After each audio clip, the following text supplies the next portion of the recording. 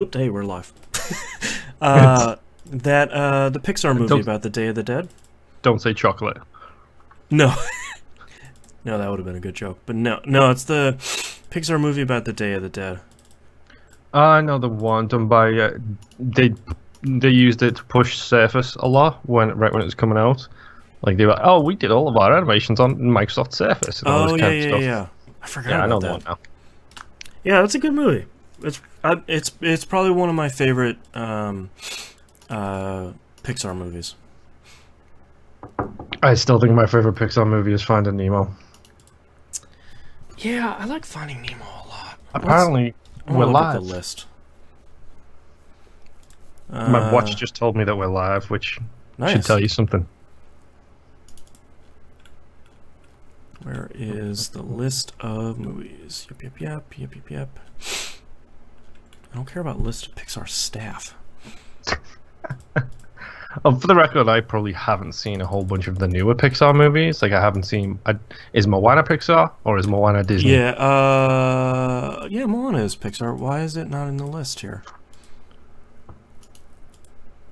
Because I know there's Disney Animation and Pixar, just to make things more complicated. I thought it was... Oh no, that is Disney. Why did I think that was Pixar? Probably because it's a good animated movie from the Disney properties, so it's usually a Pixar. We watch that every morning. My daughter loves it.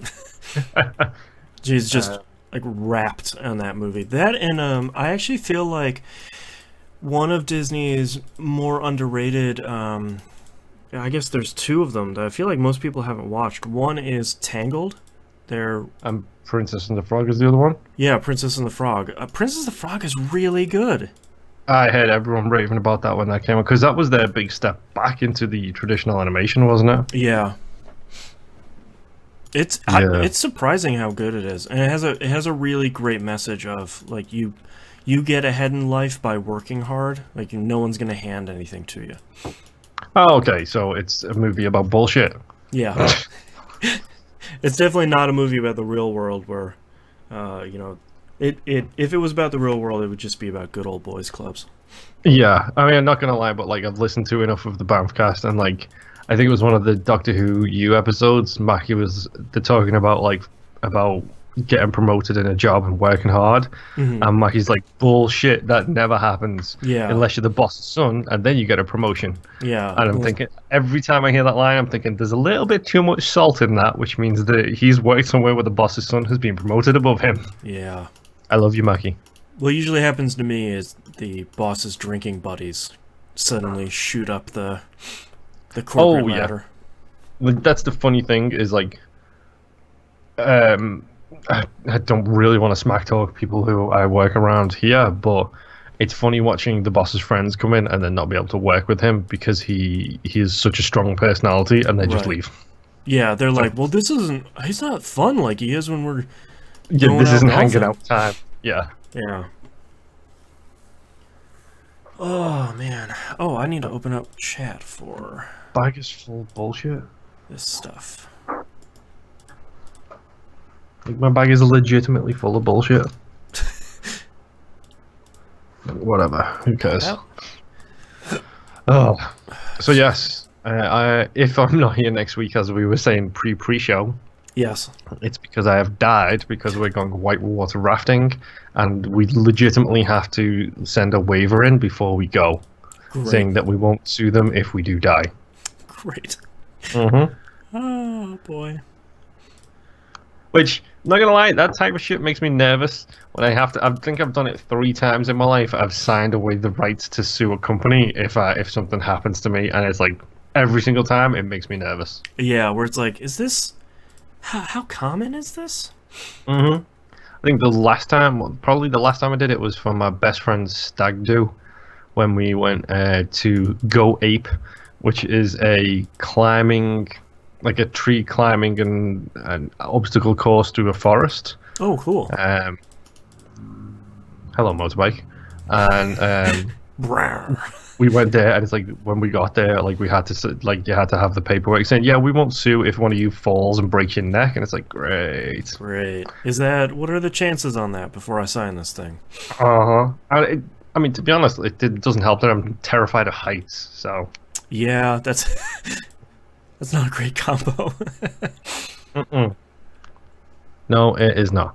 But we did it. I made it through alive, clearly. So yeah, thankfully. I'm fine with that. This is just going to be the Moon pulls random stuff out of his bag behind him episode. Bag in the bag, yeah. Hey, bags in bags are the best kind of bags. Yep.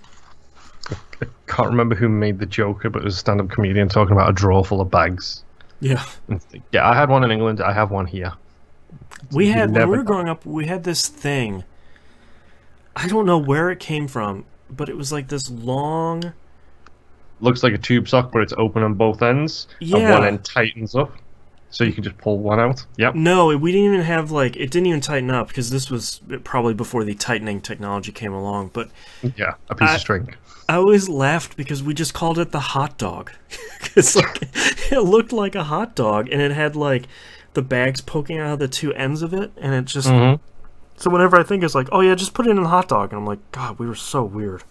Yeah. My favorite one is putting bags in a bag and then hanging that bag on a door handle is usually my trick. Like, I'm pretty sure there's one on the back of the door right there. A bag of bags in every room. Yep. And there's hey, one there, downstairs bubblegum in the kitchen. on Hitbox. No, Mixer. Hello. Mixer. Come on, dude. Recognize the 2 arrows. Smashcast. Hitbox. Yes. Whatever the hell it's called now. Oh, God. You know what? I give Mixer a lot of crap, but their latency on streaming is absolutely impressive as hell. Well, they also have... I really like... They do it for PUBG and Fortnite. I really like how they do, like, the down-to-the-wire streams where it cycles between people that are, like, on the last 5 people in the game. Oh, that's a really good idea. Yeah, and you can do it on Xbox One too. Like, you can pick, if you pick Fortnite, then it'll say like, oh well, here are all the streamers, but here's like the down to the wire streams, and it's just people making it to the top and then either winning or dying. And as soon as they die or as soon as they win, it's like 5 seconds and it switches to another stream. That's super cool.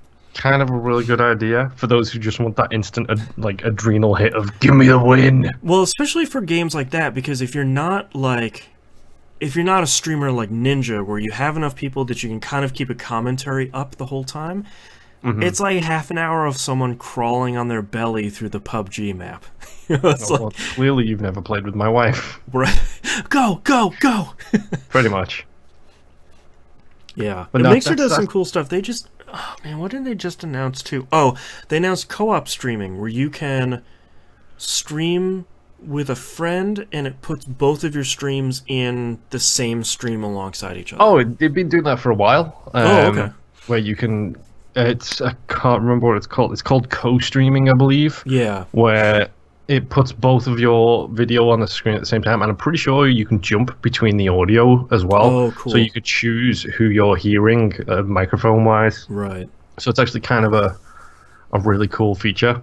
But that's probably what... I might actually give that a try out with Rob and T and do like an Isaac stream where we rotate out all stream at once and then just rotate who's doing the daily at any given time. That'd be cool.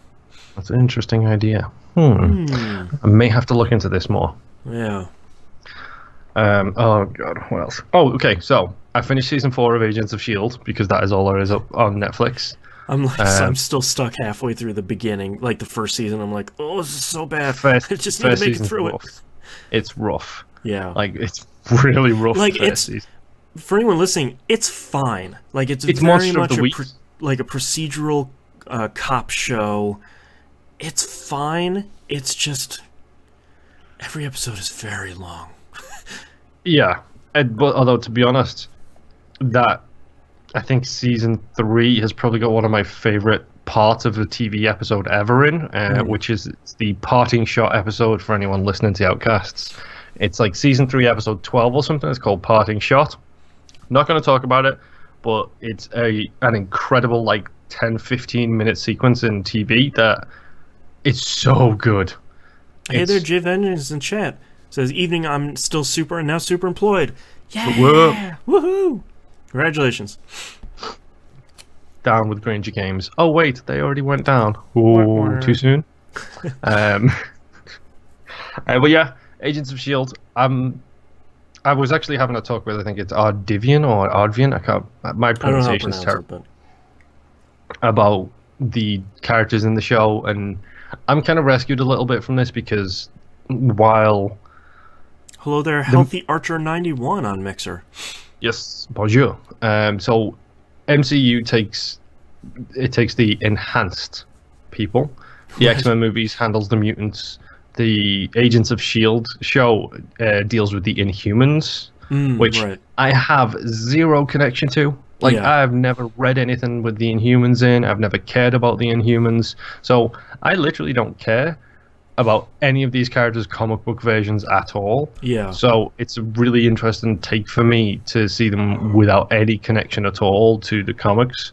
And yeah, it's a couple of my favorite people show up in this, so I'm kind of pleased about that. But I did just, like, literally, it's dumb. For the record, folks, this is how addled my brain has been. I texted Boston 2 hours ago and was like, I'll be up in 5 minutes, I'm just grabbing a drink. At which point Boston responded with, that's okay, we still have an hour to go. Right. And at that point, I was actually just starting the Punisher Netflix TV show. And hey there, I Boogra in Mixer says Twitch is garbage, Mixer is good for now. That's right. Yes. Yeah, Twitch actually just sent me an email where it's like, hey, don't forget you have low latency mode. And it's like, yeah, man, it causes so many problems for viewers. I just don't want to. Yeah. Unless you're running that hot fiber. Yeah. So. But yeah, for those who don't know, the Punisher is one of my favorite comic book heroes, like, of all time. I get the people aren't a big fan of him. I know he's like Deadpool, and God, I hate Deadpool. Yes, he's like Deadpool. He's like, who's the other guy? I can't even remember. But there's like 4 or 5 like super divisive people who you either love him or you hate him. Right. And Punisher seems to fall into one of them. For the record, when I talk about the Punisher, my main point of reference is the Garth Ennis Punisher Max run, which is the cool Punisher run. That's where he first got his leather jacket. But I love seeing him in. I'm assuming you've seen the Daredevil TV show on Netflix. Oh yeah. I've seen the first 2 seasons. Yeah. Okay, so you're up to date on that. Also known as, oh my God, it's ninjas again. Yes, also known as, hey, it's the Punisher. Isn't that cool? Yeah. But I liked the casting choice for him, and like I'm very interested in watching the TV show, so I thought I'll start it today. Didn't even realize I was wearing my Punisher T-shirt at the time. Right. Started watching it, and it's kind of got an incredible opening. I heard it's really good. Like, I kind of just want to go downstairs and watch it. Like, come on. Moonpair, do you want to know what happened to all the Granger game stock, if you even care? Are we talking stock, physical stock, or stock market stock? I'm assuming physical stock. If it's physical stock, I'm assuming it was stolen by all the employees. Probably. It's no offense, Super Hungry, when I say this, but you're a Geordie, so I'm expecting it's all in your house right now. And I say that as a Scouser, so English references abound here, but he gets it and I get it, and that's the important thing. Yep. Well, someone else has to be listening or watching from the region. Oh yeah, there'll be a couple. Jack and an Xbox will get it. There you go. He'll understand it. Someone will write in offended, say like, hey, wait a minute. It's one of those things, like, people speak to me and like, oh, where are you from? Like, oh, I'm from Liverpool. It's like, oh, I couldn't tell. I was like, no, fuck you couldn't, because I couldn't deal with having that accent. I love my people, but the accent is god awful. Yeah. If you ever want to have a giggle to yourself, go look up Scouse Toy Story on YouTube, which is just people voicing over Toy Story with Scouse accents, which is so dumb. Is that the accent that Jean-Luc Picard has? Scouse? No. Now, what is his accent? Because I watched a video a couple months ago of him telling a story in his native accent. I honestly don't know. The only thing I've ever heard from him is the Oxford English, like the stage English that he does for everything. Let me look it up. I don't even know where he's from. I think he's like Scottish, isn't he? No, he's that's Patrick Stewart is his actual name. Yes. He's from Yorkshire. Oh, okay, that's actually not too far off. Mirfield, Yorkshire, England. Yeah, Yorkshire is it's a couple of an hour or so away from Liverpool. That's actually where my nan was from. So Nice. I do have a little bit of that in me, but not a whole lot. My thing is just a general accent. Yeah, you should, after the show, you should look up, there's some videos on YouTube of him speaking in his normal sort of birth accent. It's really interesting because he tells a story in it. He was telling it because he was trying to illuminate the lyrical nature of some British slang, where when you're telling a story like that, it all rhymes, even though you might on the surface have a hard time telling individual words. I thought that was really cool. Yeah, yeah. By the way, stock update for the people listening: it was all sold to Music Magpie for 1.3 million. Which, yikes! What a great name to be snatching up people's leftovers. Yeah, Magpie. Yeah. Oh man. No, I mean the thing with the Scouse accent specifically is the problem is it's a bastardization of like 9 different accents all combined into one. It's got a little Welsh, it's got a little Scottish, it's got a little Northwest. Like the problem with England is you go outside of certain cities and accents kind of carry over, but Liverpool is just it's a world unto itself because it's got a whole bunch of Irish influence. Oh right. I think I've told the story at one point where I was actually in an airport waiting for a flight over here, and I met an Irish guy, and we sat there and had a couple of drinks together, and he turned around and said to me, "You know what we call you where I'm from, don't you?" I was like, "No, what?" And he was like, "Confused Irishman." Because the Irish all moved over to Liverpool to build the Titanic, to work in the coal mines when the potato famine happened. So there was a whole bunch of Irish in my accent, which is why a lot of people, when they meet me, they're like, "Oh, you're from Ireland?" It's like, no, a little bit away from there. What's actually really interesting is, for anyone that doesn't know, I live in San Diego. There's a ton of people that work in tech and nursing here that are actually permanently moving to Ireland because they're so hard up for both of those industries, and they are fast-tracking immigration paperwork for Ireland. Well, I think Ireland are very clever because what most people don't know about Ireland, if you're ever in Europe and you want to fly to America, pro tip, go through Ireland. Oh yeah. Because Ireland has made a deal with the US where they essentially have a section of the airport in Ireland for just American travel. Because something I don't know if you know this about Americans, they're all obsessed with how Irish they are. Yes. As someone who is 95 to 100% Irish, yes, this country is really crazy about it. I give you Boston and how everything that they York. Not just you, but the actual people from Boston, and the American government and the Irish government did a really clever thing, and they set an American airport terminal essentially like you're in America in Ireland, you can do the whole customs, border control, all that bullshit before you step on the plane. So when you get off the plane, it's treated like an inland flight, like you're flying from America to America, so that you don't have to get off the plane, queue for 3 hours, and go through all the get your luggage and get the fuck out of there. Exactly. It's a really, really handy thing to do. So if you can, if you want to go to England, if you want to go to America, go through Ireland. Yeah. Easiest way to do. Smart people, those Irish. There. It's pretty. Yeah. Someday we'll get to go there. Eventually. Someday. Small thing for me is I fly through Canada now. Because, let me tell you, driving through the border is a hell of a lot quicker than getting off a plane in America. So I can do that in Canada and then just go through the customs on the actual border. Oh, that makes sense, yeah. Yeah, it's only like it's 2 hours to get from here to Toronto Airport, I think it is. Nothing. So, nice and easy. Spend that same time going through the security checkpoint here. Oh, man. All right, you ready to kick this thing off? Yep. All right, let me get rid of Hello Polar Bicycle. That is a great name. Yes. All right, let's get started here in 3, 2, 1. Welcome back to another episode of That Video Game Podcast. I'm your host, Boston, and joining me as always is Moonpeer. Hello. 2 pieces of news here at the beginning. One is we just finished our most recent Game Club recap episode for Shovel Knight. If you're listening to the audio version, it'll be out now. If you're watching us live, it'll be out tomorrow / later today. And our next game is Owlboy, as chosen by our very generous patrons. So go scoop up Owlboy and take to the skies or something. I think it's boy, I just $20 on Xbox right now, I think. I just bought it last night, so I should know that. I just said welcome and hello to somebody in chat and was being very nice. And now I've got to time him out because they're being a jerk.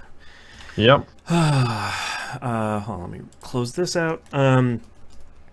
So, speaking of Patreon and patrons, wanted to mention, someone brought up a really great point on Patreon saying that, I often communicate the benefits to you, the listeners, but I often don't communicate the benefits for me as a patron, which is a really great benefit, which is a really great point, because I'm a stay-at-home dad, and whether you know it or not, that's not a position that pays particularly well.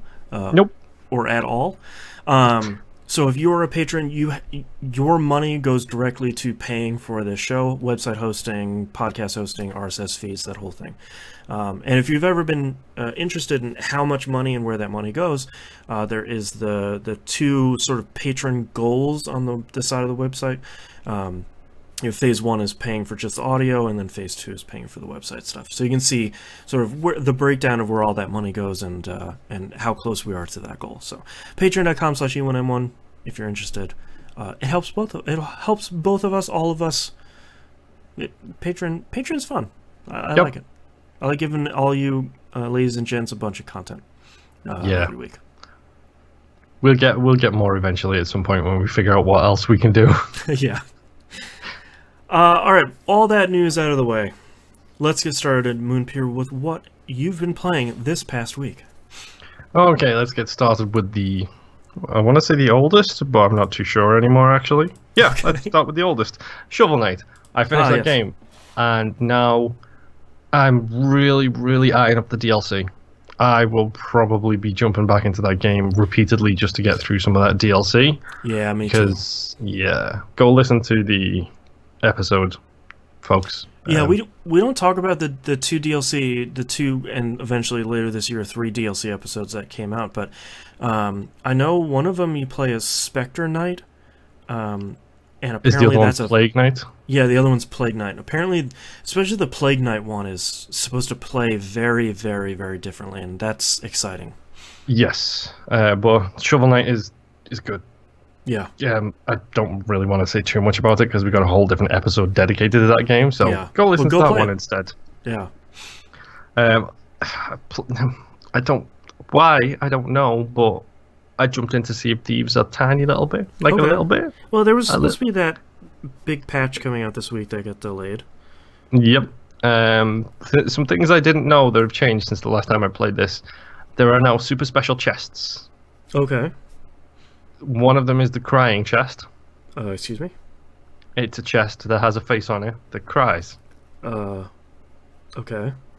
And if you don't play it happy music, it will fill up your boat with water. Oh, because it's crying. Yep. Rare. Alright. And the other special chest that I've seen so far is the drunk chest, where I don't know if you're just in the vicinity, but definitely while you're holding it, you are drunk as a skunk and literally stumbling around the ship trying, for the record, when you dock to someplace to give these chests away, to sell them, you have to usually jump from your ship onto a dock, like a gangplank kind of dock thing. That's very hard when you press up and you run directly to the right or directly to the left. Great. It's a very difficult thing. I will give my wife all the credit in the world. She handled it like a champ and literally just somehow made this jump and this walk along this pier going just serpentine. Yes, the whole time. She made it. She delivered it. Good on her for being a champ. Man. I did also mess with my color settings a little bit because apparently I had my 4K display wrong. And my colors super washed out, and I don't know if it's just an update I've had or something. But I changed it, and now the game still looks incredible, and the game still looks beautiful. So Yeah. I'm happy. I kind of really want to play more of that again. It's got that itch going back where it's just like, yeah, I could play this for a couple of hours, you know, just hand in chests, sail a little bit. I'm not sure if I'm a big fan of the galleon anymore because that thing is just so hard compared to the sloop where you're just like, yeah, it's 2 people, nice and easy. Yeah. You know, don't have to worry about crashing into every single rock that you see on the water. It's just so... The galleon is fun in a challenging way. The sloop is more of a relaxing experience, I've noticed. Right. Relaxing until you see a galleon and then you have to run like your life depends on it because it probably will. There was an article on Kotaku, I think it was this week, that said the best thing that happened to Sea of Thieves, or thinking about No Man's Sky for our news stories. Yep. Best thing that happened to Sea of Thieves was that people stopped playing it. So the only people that are really left are the dedicated ones that want to do stuff, or are going to be dedicated about being pirates, or want to embrace some of the emote language that's going on in the game, where it's like, hey guys, I don't want to fight you. I have a galleon that's just full of chests. I just want to go turn them in. Like, any other day would be cool, but like I have pirate business to go do. Yeah. I think that's super cool.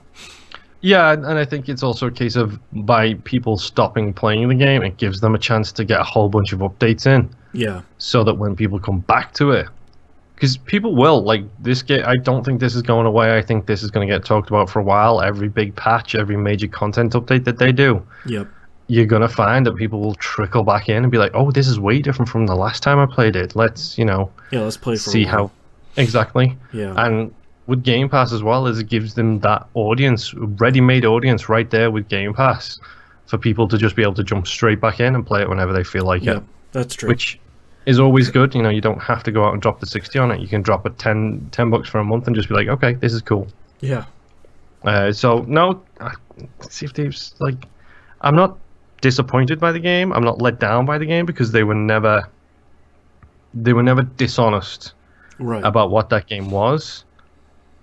I think it's going to be one of those games like Warframe, like Elite Dangerous, where I will jump back into it. I will play it hardcore for like a month, and then I'll step away for 6 months, and then come back into it and play it hardcore for another month. Get ready for me to talk about Elite Dangerous because it's that time of the year is rolling around again soon. Getting that itch. Oh, believe me, I am, especially considering all the updates and hearing what Nimp has been saying about it on Twitter as well, and it's just like, I should get back in with my Elite Dangerous. Fire that back up, oh no. And I can't let Nimp overtake me, even though he probably already has, because he went super... That guy's dedicated. Yep. He got bitten by Elite Dangerous very hard. Yes, he did. The other game I've been playing, old games as well, let's talk about The Division. Oh, yeah.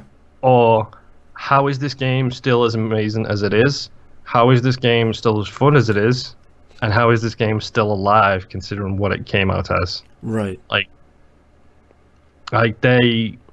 It feels to me like Ubisoft did what Destiny 1 did. Mm-hmm. Where they're like, okay, it's a good game at first. It was when it came out, me and my wife played it for like 40 straight hours or whatever. Like we did, we beat the content in like 2 weekends. Yeah. Like, it was impressive. It was great. It was fun.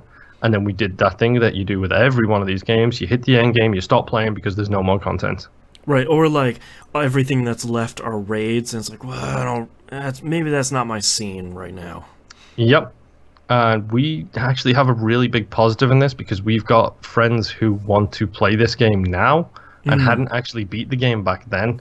So we helped them get to the end, get to the level cap, start unlocking the dailies and stuff. But by doing so, it's also reintroduced us to a lot of the fun aspects of the game. I played around with survival mode, and that thing is incredible. That's the stuff we were talking about last week with the snowy place, right? Yes, where the whole map is just super duper snowy. It's very, very difficult to stay alive. You've got a constant ticking timer of this disease that's infected you. Right. So it's super roguish because it's designed to make you feel powerless in a game where other than that you feel powerful. and they've done so many improvements to the game. Like, there are now world tiers where you can choose the difficulty level of the world itself, and then that will kind of like torment levels of Diablo. Right. You increase the world tier, you get better loot, but everybody's harder. You know, it's... I mean, between that and randomized dungeons, it's like you're cherry picking the best stuff that Diablo does, and you're putting it in your great game. Like, it's the sort of thing that, you know, I'll talk about Destiny 2 here in a bit, but not PvE a lot. You know, it's the sort of thing you look at Destiny 2 and you're sort of like side-eyeing, like, just take this stuff. Just steal this stuff. You work for the same company. Just take it. But it's one of those things where it's like, it's that shocking nature to me. Like, we think this will be the third week on the road, but credit to Ubisoft.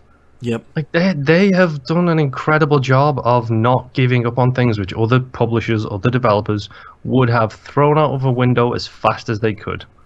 Well, yeah, like, you look at Rainbow Six Siege, and it makes sense for them to stick with it because it kind of hit pretty hard out of the gate, and you could see a pretty good upgrade path for that. But you look at For Honor especially, and The Division.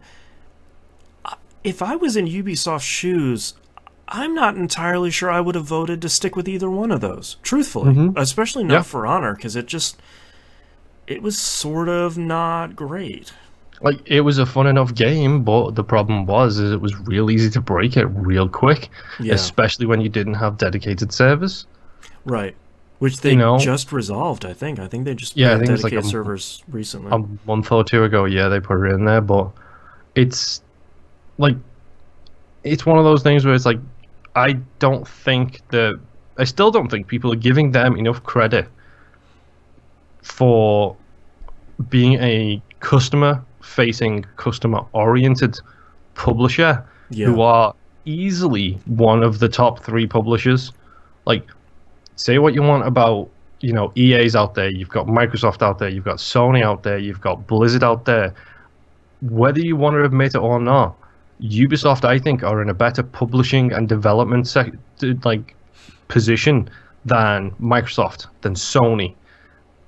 Probably in a better position than Activision, I would say, considering how many games Ubisoft puts out, how many hit, and how many they stick with year after year, and yet still nothing they do feels like it's designed to hit the consumers. Yeah. Yeah, people are too happy to lump them in, like you said, with EA and Activision. You know, those two companies are not, to put it mildly, they're not nearly as customer-friendly as someone like Ubisoft is. Yeah, Ubisoft has all of the gotchas, they have the loot crates, but guess what? In everything, they are cosmetic, generally speaking, or they are very easily attainable with in-game currency. Yeah. You know? Whereas the other developers, the other publishers, they feel a lot more predatory in their actions. You know, The Division has cosmetic loot boxes in them now, which you can pay real money for, but they are all cosmetic. There is no loot involved in it because, hey, it's a loot game. Yeah. So credit for them for taking that Monster Hunter thing as well. I mean, like, why would we put this stuff in there? Monster Hunter does better, I think, because there's literally no loot boxes at all in that game. Yeah, well, I like that the director of that game came out pretty early, and they were like, hey, are there loot boxes in there? And he's like, no, because the game is about getting the loot. Like, I'm not going to have you shortcut that. Like, everybody needs to learn that from Diablo 3. Like, that's the worst thing you can do in your game.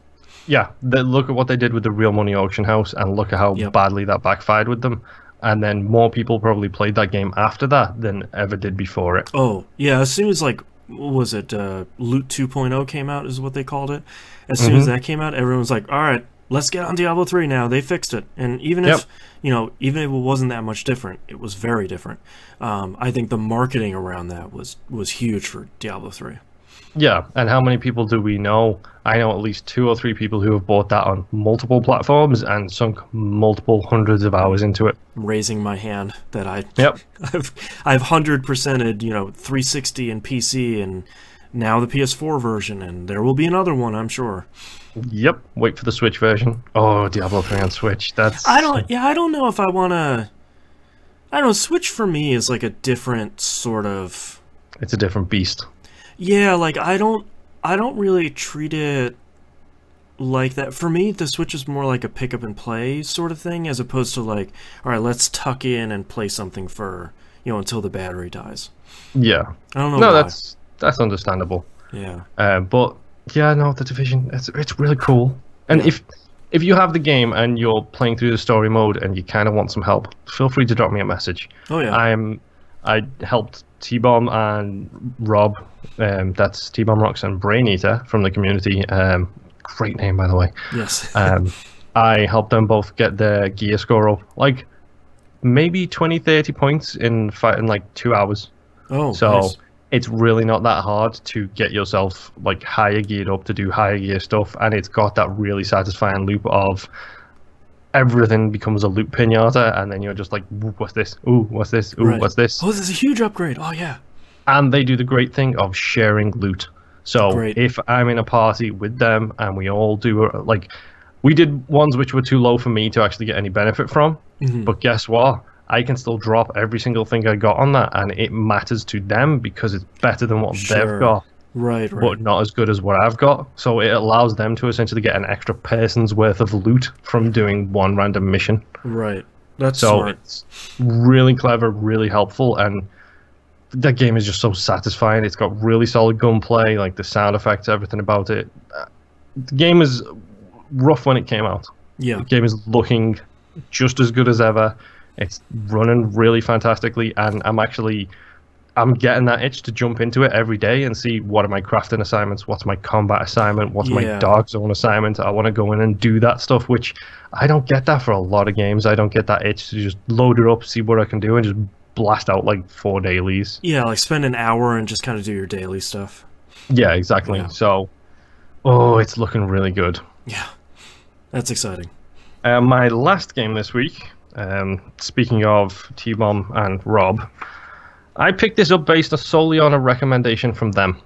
Okay, I think I got recommended this by T-Bomb Rocks as well. Did. Just a game that absolutely flew under my radar for some reason. So they talked to me about this game while we were doing the Isaac stuff, like we were streaming and watching, critiquing each other. And I thought to myself, well, let's see, what is this thing? I watched the trailer for it while T-Bomb was loading it up so he could stream it and show me what it is. And as soon as the trailer was done, I'd already bought it and had it downloading by the time he'd started his run. Which, this game, like, what's Battle Chasers Night War? Let's talk about that terrible title. Yes. This game has a worse title. Wizard of Legend. Yes. Which is very, very generic of a title. Yeah, it sort of makes sense, but it's not the strongest title. No, it's not. And this game kind of hooked me instantaneously. Yeah, I watched a playthrough of it. I watch a YouTuber named Northern Lion who plays a lot of Isaac. Oh, the Isaac guy, yeah. He just started a series with this, and like by the time he was 5-10 minutes into the first video, I'm like, oh no, I need to get this. Crap. Which, for those who don't know, Wizard of Legend is a top-down, kind of an isometric view. Yeah. It's pixel art style, so it looks a little bit like Crawl. If you ever saw anything for Crawl, it's got that kind of art style to it, except a little crisper and cleaner. Not as dirty as Crawl, which, that's a strange sentence. The pixels aren't as chunky. Yes. And essentially, you are basically, you're in this museum. It's the museum of the Chaos Trials, I think they're called, which is when the wizards used to all have this contest and go and basically, if you beat the trials, you become a Wizard of Legend. And it was each of like the 3 leaders of the elements basically would throw this trial together. You'd have to go in, beat the trial, beat these leaders, and then you became the Wizard of Legend.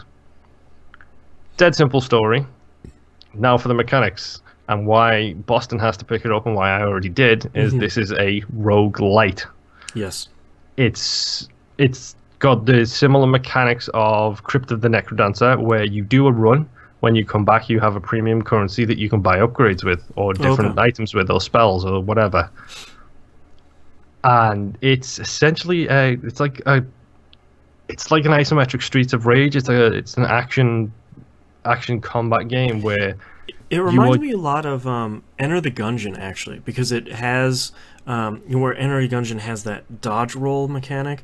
This has that sort of dashing in and out mechanic that reminds me a lot of that. Yeah, and why did I forget that? We talked about this game yesterday. Hyper Light Drifter. That kind of mechanic as well. Yeah. Except all of your attacks are basically spells, or arcanum as they're called. And you choose your spells before you go into the run. So there's different, like, there's fire, earth, lightning, water, bunch of different spell types. Each one is effective against a different type. So fire is good against ice, lightning is good against water, that kind of thing. It has not the triangle, but that whole setup of one element beats another, loop around. Right. And basically the arcanum that you get, it depends on your attack range, your attack strength, your attack power, the attack type. It has a really cool mechanic where you've got a dash at all times. That dash, depending on what type of dash you have, can leave, like, the one I use is an ice dash. Hold on, I gotta let my cat out of a room that he actually got locked into. If you want to keep continuing, I'll be right back. Okay. So yes, the ice dash it's a dash that leaves a clone behind you, that when the enemies touch that, they freeze. But then you've got the primary attack, which is usually a very quick light jab. I'm trying to think of corollaries for it, but it's essentially just a standard attack. Then you've got a more powerful attack on a different spell button, and then you've got a signature spell. So you've got 4 types of attack of Arcanum to start with. And then as you're going through the runs, you can pick up different ones. You can upgrade the ones you've got. But it's all elemental based. So if you know when you first load up the runs, it will show you've got 2 floors and then a boss, 2 floors and then a boss, 2 floors and then a boss. And it will tell you what element you are going into. And then depending on what you have loadout wise, if you find that you're going into the ice one, you kind of want the fire loadout, but you don't see what the level is until you've already loaded up the run. So maybe you'll go in and you'll be in the fire level and all you've got is ice spells. So you've kind of got to balance it a little bit better than just having one particular type of spell. But for me, welcome back. For me, where this game truly shines is its combat. Like, it's really tight controls. I do feel very squishy in the game right now. I'm not gonna lie, I feel super squishy, but it's one of those things where I can see the evolution of the combat happening, because by the time I started playing it, I made it 3 rooms. By the time I was done playing it last night, I was beating 2 bosses and then getting up to the leader of a specific set of floors. Nice. Because it does tiers of 3 Boston. It does regular floor, boss, regular floor, boss. Right. I saw I really like how they show that. It's something that I feel like maybe Binding of Isaac could learn from, where it's, when you're going between floors, it shows like 2 little boxes and then an obvious circle with a boss there. Yep. It's like 2 other floors and then another one. I like how they display that. And let me tell you, those boss floors are absolutely nightmarish. Yeah. I made it through to the fire boss, and she whooped me in about 3 seconds flat. And I'm not kidding when I say 3 seconds. I went in there, she spawned, and I was dead. Yeah. It's one of those things where I'm looking forward to getting used to the combat, getting used to the attack patterns, getting used to all that stuff that we've spent a year and a half doing with Isaac. Right. I'm looking forward to doing that in this game, because the way the combat works is really satisfying. It's very actiony, very beat 'em uppy, but it feels deliberate at the same time. And the fact that you start with 4 spells, but you can eventually have 6, helps you balance that out with different abilities and getting these impressive combo chains going. But because it's a roguelite, it has one of my favorite things ever, which is it has the upgrades on the floors, so you can go see a shop and buy upgrades to your spells or replace them with different ones. It has cursed items. Oh no. So you can buy items that are cursed that have a positive and a negative effect. So right now for me, like I'm really enjoying this game. I'm trying to find a loadout that suits me, that suits my play style. Like, which type of attack do I like? It just so happened on one of the runs I picked up the rock fists, which it's like a giant fist that occurs from your hand, and you just beat the crap out of people with this giant fist made of rock. Awesome. I really, really like it, but I got it in a run. I didn't unlock it, so I need to actually wait for that to appear in the store so I can unlock that to start with it, because that's the best weapon I've had that I've enjoyed so much, like enjoyed the most so far. Right. So I'm waiting for that to appear in the shop before you go on the run, so I can equip it permanently from now on. So right now I'm just diving in. I'm just experimenting with different loadouts, different cloaks, different pickups, different cursed items, trying to figure out what they all do. Like, this game is kind of incredible, and you should really pick it up, Boston, today. I need to pick it up. And it's my ever-growing list of really cool roguelites to play. Yeah, I started playing this at about 10:30 last night. My normal bedtime is I like to be in bed by 11:15. I got in bed at 12:30 because this game kind of stole my night away. Just one more run. That's exactly the phrase I was going to say. It's got that just one more run thing to it, where you just like, it won't take long. It's only 10 minutes, and then before you know it, you're up to the boss again. You're like, oh, 30 minutes just vanished. Right. Yay! That's exciting. That's really great. I don't know how this escaped our roguelite radar, but I'm very happy that it's out. I can tell you how it escaped it, because there's a bajillion things coming out on everything every single week. Like I said, 2018 was supposed to be the quiet year. Let's just keep piling on the pressure. Yeah. But yeah, that's all I've been playing. Boston, you should really buy Wizard of Legends. Yeah. We were just talking about how 2018 and 2017 were really great years, so I'm still playing Destiny 2. I decided this week to try and make a concerted effort to try and crack the competitive playlist. For PvP. Why? Just why? Well, I do pretty well in the they call it quick play, but it's really like the casual PvP playlist.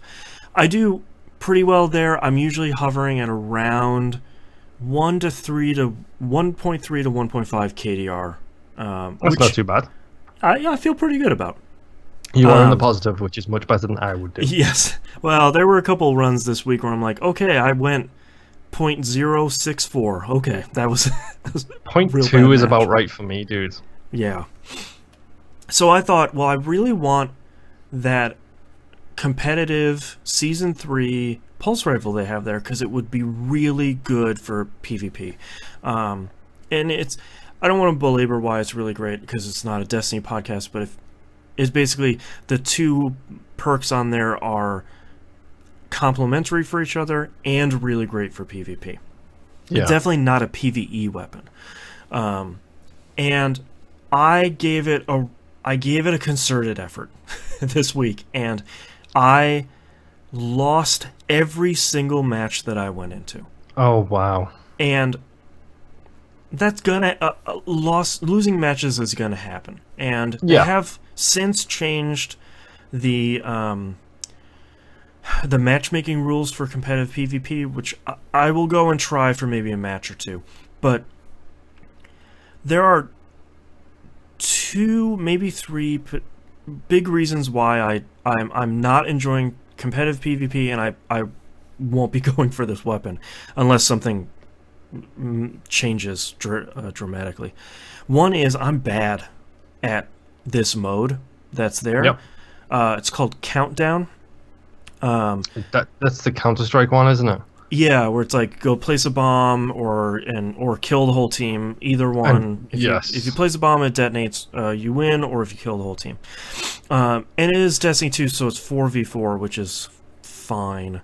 And there's revive tokens, which is fine.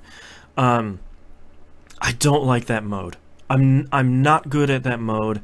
I have not seen any other mode in the competitive playlist other than Countdown. I feel like Survival is supposed to be there as well, which I'm a little bit better at. Yeah. But I haven't seen that at all, which is frustrating. That is on me. You know, me not being great at that playlist, and me especially not being great at that mode is 100% on me. And practice. It probably also doesn't help that it's really hard to wrangle together a team these days as well. And it's not just a case of because of time differences, it's also a case of working, not working, when you're available to play, when you're not available to play. Like, I play a lot when my kid is asleep and she falls asleep on me a lot, so like I can't really, you know, configure strats for this hardcore mode. Yeah. You do bring up a great point though, because I solo queue a lot. So it's just me diving into the fray. With a competitive playlist, it's usually me and 3 other blueberries, which, definition time, that is random people you're running into in Destiny 2. I did not know that was a term. Yes. Up against a 4-stack, which, definition time... is a team of 4. Yeah, 4 people that are already in a group that are your opposing team. I don't inherently have a problem with that. I know that is the Destiny 2 community right now is at all-time high salt levels right now because of competitive. I know that I'm going to be, solo queuing against a 4-stack a lot of the times because like you said, I don't have that group of people that are, have complimentary gear and have our chat going on and, we're calling out call-outs and all that. I don't have that, so of course I'm going to be at a bit of a disadvantage, which is fine.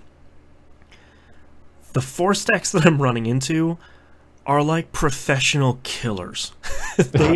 They have like the full setup that they act like they're running Trials of the Nine. And that's just for, hey, it's a Tuesday morning and we're going to do some competitive. So it's really just like we're 10 seconds into a spawn and they have found all 4 of us and murdered us. Yep.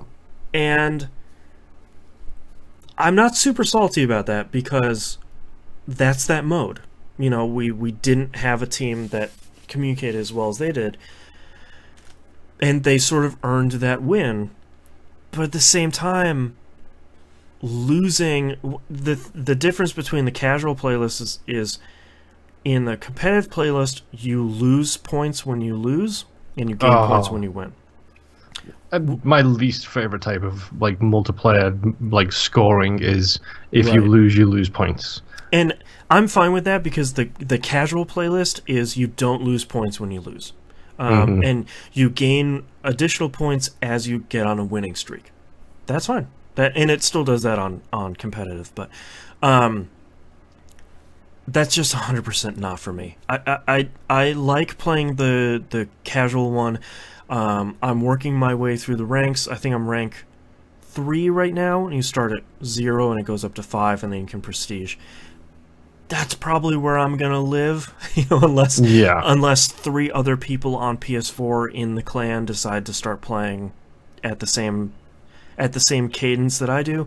Spoiler alert: nobody's playing it right now, which is not the fault of anybody in the clan. Just to be clear, no, that's Bungie's fault. It very much is. So I will not go to get this Redrix's Claymore gun that is there and is super cool. Speaking of really dumb names, yeah, it's cool because it has like a little lore thing associated with it, but I think it feel like it will be one of those items that lives in infamy in Destiny, where it's like, oh yeah, that weapon. Yeah. But so that's a bummer, but I'm still having fun playing PvP. I think Iron Banner starts here this week. It's coming back for the first time in Season 3, and that, if I remember correctly, is 6v6, which I have way more fun with than 4v4. I think inherently 4v4 in Destiny is... If you've got one loose wheel, the whole thing falls apart. No, it's not even that. We're going to get in a little bit of minutia here for Destiny, but The thing that I loved about Destiny is what the community has now, Destiny 1, is what the community has now termed hero moments. And it was really like, all right, I've got my super, I've got 2 grenades, I just cleared out their whole team by myself because I played really well. Mm-hmm. They have, in Destiny 2, limiting it from 6v6 to 4v4, and then slowing down the regeneration of super and skills, which they have since lessened a little bit, and then drastically changing the time to kill, has turned it into you stick with the 3 other people, you all move together always at the same time, and you have to team shot enemies, because 1v1 almost always ends up with both of you killing each other at the same time. Yep. 2v1 means you have 0 chance. Yep. And that was my experience. The little Destiny 2 PvP I played was, yeah, if you don't roll with the crew, you done. Yeah, and I played hundreds of hours of Destiny 1 PvP, and I thought it was in such a great spot. Even when it launched, you know, there were periods where, okay, snipers are too strong, we'll bring those down. Whoops, Thorn is impossibly strong, we'll bring that down.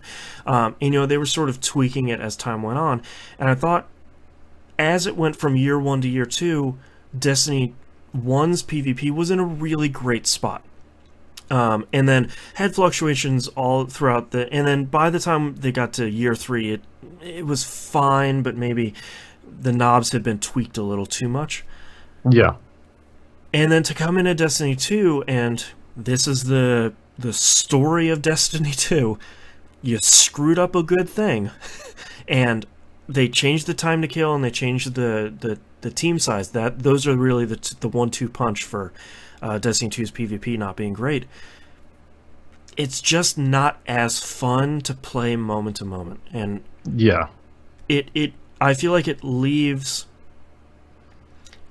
You have so few hero moments. The PvP or the PvE side has that problem as well, but PvP, you know, in 4v4, like you said, if one person drops out and it's 4 versus 3, that's a huge difference from 6 versus 5.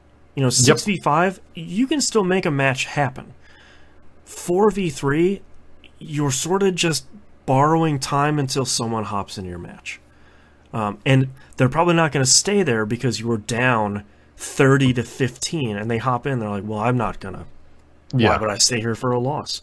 And they don't get any benefits, or they don't get any punishment for just skipping out of a match. So...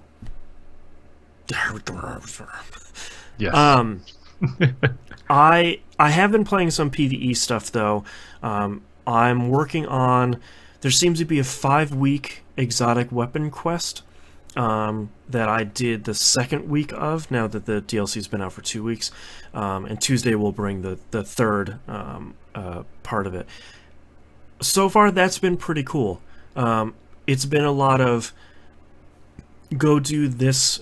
Some sort of activity on Mars, and then we'll have you do a special. The next step is let's do a special version of one of the missions from the DLC on heroic difficulty, so it's going to be way harder. This week's was Blackout, I think it was, which means enemies do, it's like 200% more melee damage. So for those of you that aren't great at math at home, that's 3 times as much. And then they have the modifier that I hate the most out of all of them. It's called momentum. And you know, when you play Destiny, you get hurt, you hide for a minute, your shields and your health regen. That doesn't happen with momentum until you start running. And you have to run for like 2 or 3 seconds, and then your shields and your health regen. That sucks. Just flat out, like I'm not even gonna sugarcoat it. That really sucks. So I had to do a mission that was 5 light level above mine with those 2 modifiers solo, because nobody's really playing Destiny 2 right now. So sounds like fun / torture. Yeah, it was fun. It took me, I think, 3 tries before I sort of got the pattern down and took care of it.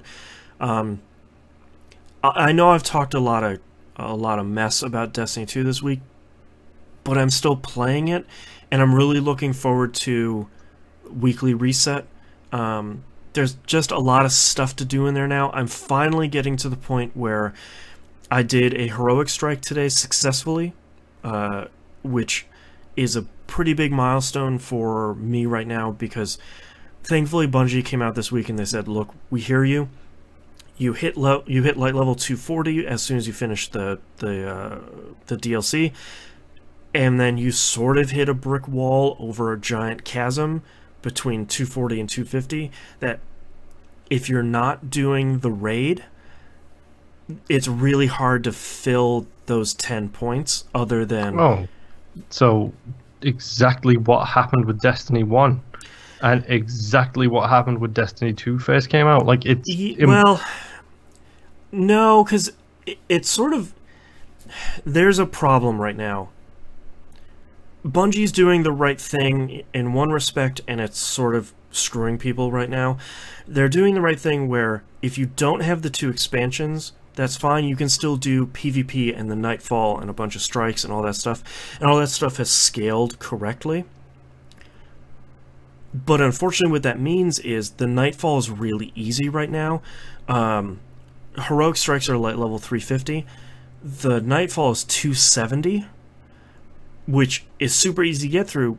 But because of that, the progression has broken. Usually you would run strikes until you get to 350, which is impossible right now because it only drops up to light level 340 stuff, which is fine because you patch that last stuff up with the weekly engrams for like Crucible and strikes and all that stuff. And usually once you get into that 345 point, you'd start finding people and doing the Nightfall. But because it's at 270, the rewards cap at 340. Mm-hmm. So, unfortunately, I applaud them for doing the right thing, where you're still giving the vanilla Destiny 2 people a really great experience with all this content that you haven't locked them out of, which was a big problem for Destiny 1. Especially since, you know, Destiny 2's been out for, what, 3 or 4 months, and we've had 2 DLC packs? Like, that's pretty fast. But it unfortunately leaves people like me in the lurch right now because I can't do the raid, so I can't pull my light level up that fast. And thankfully Bungie has come out and said, like, look, we're gonna figure it out, we're gonna solve it. It's just maybe not something that's happening in the next 2 weeks. Yeah, here's a simple solve: Nightfall plus a Nightfall specifically for those who have the DLC. Well, problem solved. They need to get better about using the prestige system they have already, where like there's a raid and it's let's say it's 270. I don't remember what it is, and then there's a prestige raid and that's like 300. Just do the prestige Nightfall, able to, you know, be done by people that have the latest DLC, and it is light level 345 and it drops stuff up to 360. You know, like they already have a system in there to make that stuff work. They're just not using it. Yeah, they need to make that work. And for people out there that are listening that might be saying, oh, well, you can just do guided games for the Nightfall to hop in there. I could, but I'd be waiting half an hour just to get in there, as opposed to hopping on like the 100.io and just using them. Yeah. So they're just in a rough position, and they're stupidly and shockingly still trying to figure their own game out. And that's okay by me because I bought the season pass, so you know, it's no skin off my teeth. But you know, the thing I've been thinking about this week is Vicarious Visions made this DLC, and they made it really, really well. When Destiny 1 hit its stride, is like between year 2 and year 3, when Bungie proper was making Destiny 2, and the live team for Destiny 1 was working on Destiny 1, that's when the game got really great. I think if you look at the Comet expansion that's supposedly coming out in September, I feel like this is Bungie's last chance to be able to work on Destiny. Yeah. Because it's just going to get backheeled to Vicarious if it doesn't show. And honestly, great. Like if you come out with Destiny 2, it came out of the gate bad. And they've been scrambling to fix it, and some stuff they still haven't fixed, and it's on their development roadmap for like the end of the year. If they come out with 3 DLC pieces and they can't figure out Destiny 2 between all 3 of them, including a really big one, why should Activision let you work on Destiny anymore? Like, give it to, like you said, give it to Vicarious Visions, who's a team that came out with a good piece of DLC under some restraints, or some constraints. Let them work on it. Why not? Because if Bungie keeps screwing the pooch, why let them have a dog? Yeah. Like, they can't be trusted. I think the big thing here is I think Bungie still owns Destiny, technically speaking. I think Activision has a lot of sway in the discussion, but I still think it's theirs. So I wonder if at that point Activision's like, hey man, you put out this DLC, you're done. Like, Destiny, we are not paying for any more Destiny stuff. We're going to buy you out of your contract. We can't keep doing this. That becomes the question: is do they get a number 3? Right. Because as you so aptly phrased it, once bitten, twice shy. Except now it's twice bitten, 4 times as shy. Right. We've been bitten for 4 DLC packs on the first game, and then 2 on the first one, and I don't know. I feel equal parts on this. One is I want the September DLC to come out and be incredible like the Taken King was for Destiny 1, and I want them to figure it out and sort it out. But on the other hand, I sort of want them to know when to throw in the towel. Yeah. Like, we can't figure it out, we screwed it up, and either I don't know what's gonna take for Bungie to get their stuff together. Like, I don't know if I don't know. I don't know if I don't want to come here and say, like a lot of people say, is like, all right, start swinging the axe, like Luke Smith and all these people that made Destiny 2, they've got to go. You know, like, I don't know the internal stuff that's going on with Bungie or Destiny 2 development, but it seems like at some point there has to be a major change to get Destiny 2 to be where it was supposed to be when it launched. I think the question is do Bungie come in? Because the big thing, my big takeaway over the course of Bungie's career of development games is I didn't play Marathon, I didn't play any of the other things. Yeah. My first experience with Bungie was Halo. Right. And the thing I learned the most from Bungie about Halo was that 343 made a better Halo game than Bungie did. Yeah. And from what I'm hearing here is Vicarious Visions made a better Destiny 2 game than Bungie did. So I can't help but think, does Bungie, they seem to be doing this a lot, where they're coming out with great ideas, great concepts, great worlds, great stories. Well then, as you said, when Destiny 2 was delayed, every Halo game that they have worked on has been delayed. Yep. Every game that they seem to make gets delayed and has issues consistently that need outside help to come in and fix, or need someone standing over them cracking the whip. Yep. It's like, right now, are they only getting by because of this cult of personality about Bungie? Yeah, exactly. I think that's definitely possible. I mean, I think that's definitely the case, because they're still Bungie. But I think you're right. I would almost like to see Bungie be in Activision's pocket for, we need a game to have incredible shooting. Bungie's going to come in and they're going to make the shooting. You know, that sounds very video game, but they're going to make the gunplay engine. Do what Sleeping Dogs did, where they brought in the Batman guys to help with the combat. They brought in, I think it was Codemasters to help with the driving. They brought in different studios to help them with different aspects of the game, because these are all teams that have specialty areas. Right. I think made Sleeping Dogs one of the best games around, because that game is solid in pretty much every single department. Yep. Like, Yeah, and have them be that. Have them be the shooting team. Yeah, like the stuff that frustrates me is, you know, like you said, bring Vicarious Visions in for the engine and a lot of stuff like this, because like you look at Warmind and it's like a 2 to 3 hour campaign. It has 5 missions.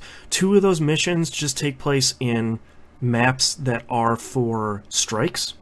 So it's sort of like, at some point, even swing the pendulum of, I'm caring less and less at how good Destiny 2 looks, because if it looks really great and there's nothing to do there, I don't really care. I would rather you make another strike or make a couple of other missions for this DLC as opposed to making a planet that looks really great. So yeah, I mean, it's... Honestly, I don't know what Bungie do. Like, that's my big concern, because I do like them. I think they are, like I said, they have got some incredible ideas, and no company on this planet makes skyboxes the way Bungie makes skyboxes. Yeah. They make some of the most beautiful looking things I've ever seen, but there's always issues. Always. And I'm not saying every game is going to be perfect. I mean, God of War apparently was a bit of a nightmarish thing to develop, but that game came together in the end. Yeah.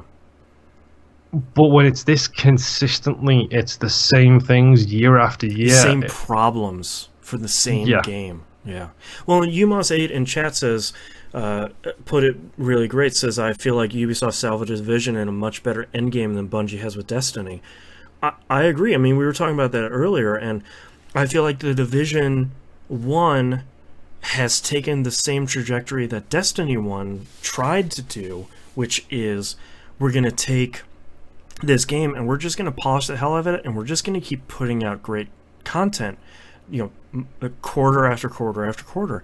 And I feel like Bungie might have accidentally gotten themselves into a bad position by Destiny 1 supporting 360 and PS3. If they would have just cut that at the legs and put that on next-gen platforms, would we still be playing Destiny 1 with a whole bunch of stuff put on top of it, as opposed to, let's redo this engine to take advantage of some of the power of this platform? I'm not entirely sure, but yeah, like you said, like how many times are you gonna get burned before you realize you need to not touch the oven when it's on? Yeah, I mean, the big thing for me as well is the Division's actually a really good example of this. Is it's not just about what you put in the end game. It's not just about giving me 5 more missions and 2 more strikes and 3 more playlists. Right. Look, let's talk about the Division's end game content. When that game finished, the end game when the game first came out, I should say, the end game content was daily missions which were hard and daily missions which were challenging. That was it. So just like Destiny 1, it had no end game legs. Right. Since then, they have put incursions in, which are long-term missions that take a good 45 minutes to an hour and a half to do, kind of like the Nightfalls. So that's understandable. They have then included, after that, they put in a survival mode. Not the survival mode that's in there now, but the OG wave-based survival mode, where to see how long you last. On top of that, they've also then put in a bunch of new events into the Dark Zone, and a bunch of new events in the world, and a bunch of additional missions and high-value targets, and a bunch more dailies and other stuff like that. Then they put on, like, the incursions are essentially like raids kind of situation. Then they put in the actual new survival mode, which is a roguelite survival mode, where you go in and you get everything reset and you have to survive.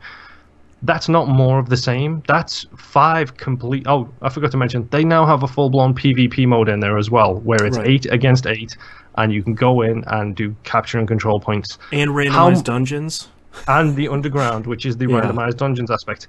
That's like 7 different, completely different ways to play the game. That's not just, here's a new mission, and here's 2 new strikes, and here's 1 new thing. And now all the DLC that's coming out from this point on is free. Yeah, it's so much content and so many different ways to play it. I don't have to touch the PvP in there, because I don't like playing PvP. Yeah. I will gladly play survival until my legs fall off because I love that type of game. So it's not so much just about what they're offering, it's about what they're not. They're basically giving you more of the same, and at the end of the day it becomes, how long did this actually take you to make? Is this worth my money to go out and buy the season pass now, if literally all you're giving me is the same thing again and again and again, and expecting it to smell differently? Yeah, and I think the two things that are the hardest here is, one is it's still a fun game to play. Yeah, like, mechanically, I've loved that game since day one. Since Destiny 1, that game has got one of the best gameplay loops you can have, where it's you shoot, you have fun shooting, things die, and you get loot. It's an incredible loop. Like, they are masters at that kind of thing. When they want to do it, they can put a mechanical loop in there that's incredible. And I feel like one of the biggest things that people weren't able to maybe internalize from Destiny 1 that they did so well that they totally dropped the ball on Destiny 2 is that sense of discovery and that sense of danger, were a big part of Destiny 1. Why I feel like that campaign continued to do so well as they continued to add on to it, including the vanilla one, was you're discovering these new places and everything is so much stronger than you are, and you have all this stuff that you've never seen before, and disappointingly Destiny 2 hasn't done that yet. Like, the new enemies that you fight in the Warmind expansion are Hive that have ice on them. I'm so sick of fighting the same enemies. Like, they put the Taken in Destiny 1, which was sort of fine, but just shadowy, jittery other enemies. Like, it so badly needs that discovery again of what am I running into? Like, what the hell are these things? Like, what am I doing? It doesn't have any of that anymore. No, you just reminded me that the hunters exist in the Division now, which are NPCs. They're not playable characters, they're NPCs. They are essentially agent killers. So they're designed to kill you, and they are completely random. Oh man. You will be in a dungeon, and all of a sudden you'll just get like a flashbang will go off, and you'll be disorientated, and you'll be like, uh-oh, time to hide, defensive positions. Right now, hunters are inbound. Everybody group up because we're all going to die. I have not killed a single hunter yet, and I am really high in gear score because every time they show up, you panic, and you know that they're there to take you down. You know what's crazy is, that's another thing they took from Diablo 3. Like, Diablo 3 has that really cool system where if a monster kills one of the people on your friends list, it gets stronger. It teleports out of your game and into another person's game, gets stronger, and then, like, hopping from world to world, murdering your friends until someone takes it down, and then it explodes in some incredible gear and gives you mail and loot, like rare loot, that you can send to your friends that have been killed. Yep. Like, it's great. Just steal from Blizzard. Everyone does it. Yeah, and Blizzard essentially steal from everybody else and then just perfect it. That's the biggest difference.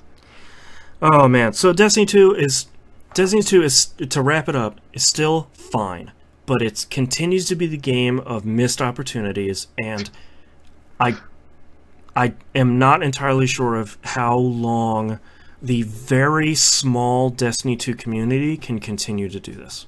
Yeah. Especially for like $20 a pop on a DLC that's 2 hours and a bunch of chase stuff. I'm not sure. So, next game I played, I started Owlboy yesterday after we wrapped up the Game Club recap. That's how you can tell when we're excited about a game, folks. Yeah. It is astoundingly pretty. I wasn't entirely sure. It was essentially made by one guy and a handful of helpers here on the XNA engine. That gives you an idea of exactly how old this game is. Yeah. It looks really great. It is much more story-focused than I was expecting it to be, which is very exciting. And I got through some of the intro stuff and the basic tutorial stuff of, like, here's how you fly and here's how you traverse around. And the very next thing I do is you unlock the system where you get to pick up one of your friends and fly them around, and basically you pick up your best friend and he has a gun. So basically now you have a little turret on the Oh, bottom wow. review, and it's really great. It seems really good. So I am really excited to play Owlboy. I've been holding off, like I said on Game Club Recap, I've been holding off on playing this until it came up on Game Club, and thanks to our generous patrons for picking it, because I am very excited to play it. I'm still mad because my vote didn't get picked. Yeah, it's still on the list. I know. So the list is getting smaller and smaller. Oh, yes. Yeah. I think got it a still couple has of like suggestions 35 for that. games on it. So maybe not that small. But last but not least, I played a bunch of Yakuza 6. I'm now on Chapter 6, probably just about to enter Chapter 7. I have finished my work for now in that other town, and I'm back to Kamurocho, which is the town from Yakuza. You sort of run into this ragtag group of Yakuza in the second town, and it's really 3 people that are young and pretty stupid, and you eventually meet their patriarch, who is Beat Takeshi, the actor. Why do I know that name? He's been in basically everything. If you Google him, you will know exactly who it is. The great part about the Yakuza games is they take the facial capture. Basically, everybody in the game looks exactly how their voice actor looks. And it's really fun running into Beat Takeshi, because you're like, that's Beat Takeshi, guys. Oh my god, that's who that is. And then his voice comes out. But I kind of like these bumbling idiots that I've, hitched my cart to. Sorry, 1 second. This is the same Takeshi from Takeshi's Castle. Takeshi. Yes, that's who. Okay. That's who I'm remembering. Yeah. Yes. With the voice, like the very, like, scratchy, gravelly voice. Yep, and you are not wrong. He has been in pretty much everything. Yeah, if there's been a movie out, and he's been around it, he's been in wow. it. So I kind of like this group of idiots that, Kiryu is kind of entertained by their stupidity, and so am I. As part of that, I finally unlocked Clan Creator, and this is the one where you... this is the base builder. Well, no, I thought it was going to be base building, but it really isn't. Basically, you're just recruiting people for your army, and then it's... when you go fight another clan, it's almost like a tower defense game. Sort of without the towers. You're sending waves of basically disposable clan members you have, and then maybe a handful of very expensive named clan members that have special skills associated with them. And then you're just sort of marching forward until you beat the boss. It seems pretty interesting so far, but I almost feel like there's another level of it. I'm sort of hoping that there's another level of it that I haven't unlocked yet, because it sounds like the the baseball team management is not as deep as it seems. Yeah. And if Clan Creator isn't really as deep as it seemed originally, then I'm worried about Yakuza 6 being a little thin, because I know... Like having a lot but no real depth to any particular section.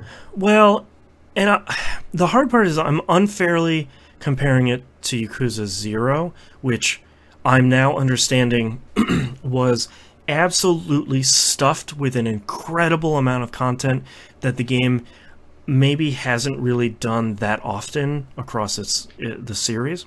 Yeah. So I know Yakuza 6 is like maybe 15 to 20 hour for the main story with some diversions here, which is fine. But I'm a little worried about the level of stuff that's in the game, that it's maybe a little bit thinner than some other stuff, which is good and bad, because like I don't want to be playing it for 140 hours. I did that with Persona 5 last year. But I do like a lot of this. I do like in Yakuza where you had, like in 0, You had Kiryu did the stuff where you're buying up Kamurocho and the real estate development stuff, and then Majima had the Hostess Club sim stuff that he was doing. Both of those had their own storylines associated with them, which was really great. But to be fair, I'm still pretty early on in the game. It's still unlocking a bunch of stuff, so we'll sort of see. But I'm still really enjoying it. It's hard for me to find time to play it because a lot of times, you know, like I just played a dungeon essentially. Yeah. That kind of took like an hour and a half between all the story cutscenes and fighting and all that stuff. And it's like a dedicated hour and a half. You can save, but you sort of want to see the whole thing through. So yeah. But Yakuza 6 is still really good. So I'm excited to see where this ends up, and I'm still having a lot of fun with it. I just looked at how long we've been recording, so we need to take a break. Yes, we do. My voice is going already. Yeah, your voice is going, dude. It's not going, it's going. Don't worry, mine will be the same by tomorrow. Be right back. That's better. I'm not leaving. I'm just going to the bathroom. You stay right there. Hello to everybody in chat. Oh, I see that. I don't even have like a cough drop around here. I don't think so. Well, I have a Nine Inch Nails ticket from 2014. Which tour was this? North America 2014 tour, as it says. Let's look at news stories. See. MSI final for League of Legends becomes the most watched esports match ever. Wow. 127 million spectators? Is that right? That's incredible. Hey there, Jimbo Jangles. How you doing? Wow, that's crazy. Prize pool was $1.37 million. Yeah, overall peak viewers was 127 million viewers. It says without Chinese viewers, 947,000 people. English stream peak 331,000. That's crazy. Good on them. All right, what else do we have here for news stories? Rainbow Six Siege. Oh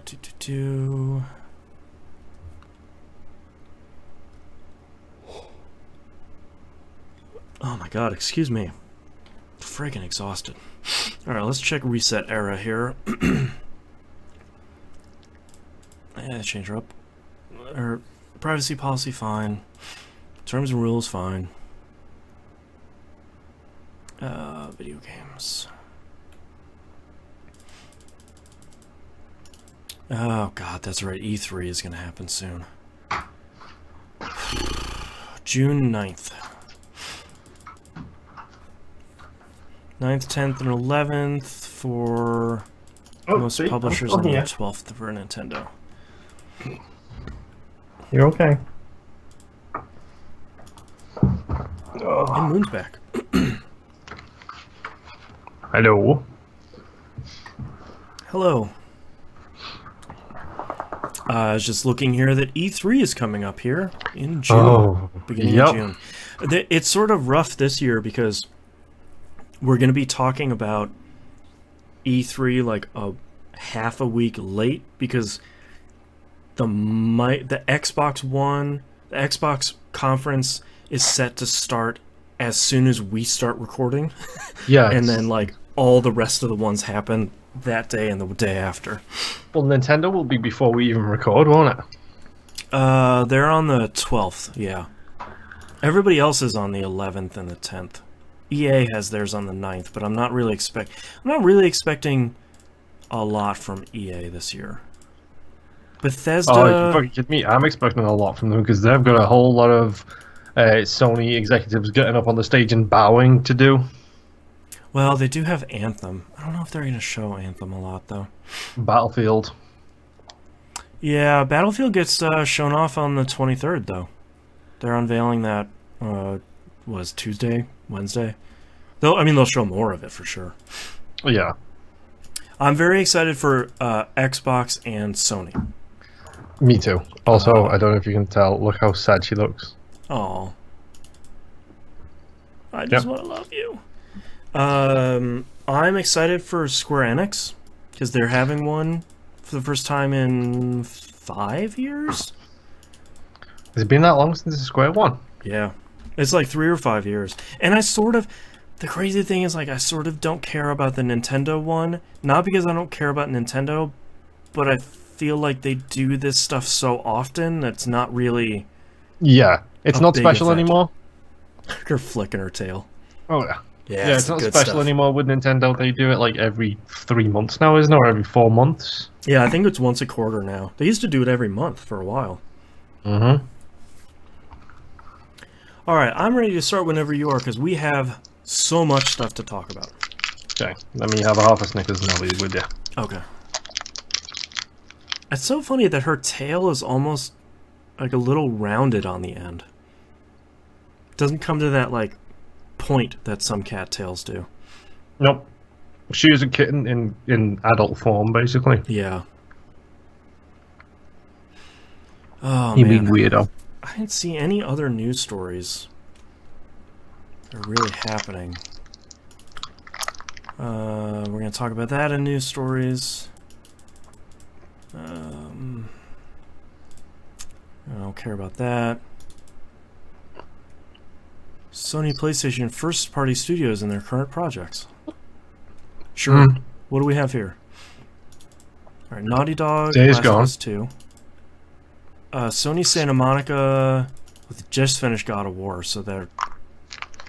Yeah, Bend Studio is working on Days Gone, which, God, I could not care less about. Mm-hmm. I'm not gonna lie, I feel really sorry for that guy. I don't care about zombies right now. I'm tired of zombies. Put out Left 4 Dead 3, I will care about zombies. Sucker Punch is working on Ghost of Tsushima, which is not a game I remembered. Yeah, I think they've only done a tiny little thing. I think that's had like a logo and a teaser, and that's it. I bet that'll show up at E3 this year. Yeah. San Diego studio. I don't think Killstrain came out. Oh, it did. 2016. Haha. Metascore 53. That's why. Nobody knows what they're working on. No, the guy who was the apprentice in the Star Wars Force Unleashed games, I feel so sorry for him because he is a giant nerd. Like, he is a huge nerd. Yeah. It's like Vin Diesel level of nerd where he does like D&D stuff and stuff like that. Right. Well, he wants to work on the nerdy projects. Right. And every nerdy project he picks seems to fall apart at the seams in one sense or another. Right. Dude was Darkseid, I think, on... No, not Darkseid. He was...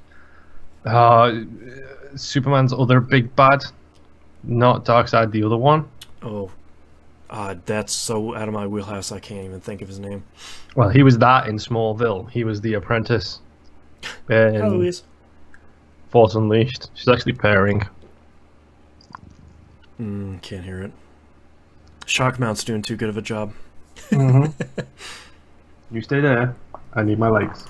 Thank you. Oh yeah, Gorilla, no one knows what they're working on right now. Horizon 2. Come on, you know they're gonna be.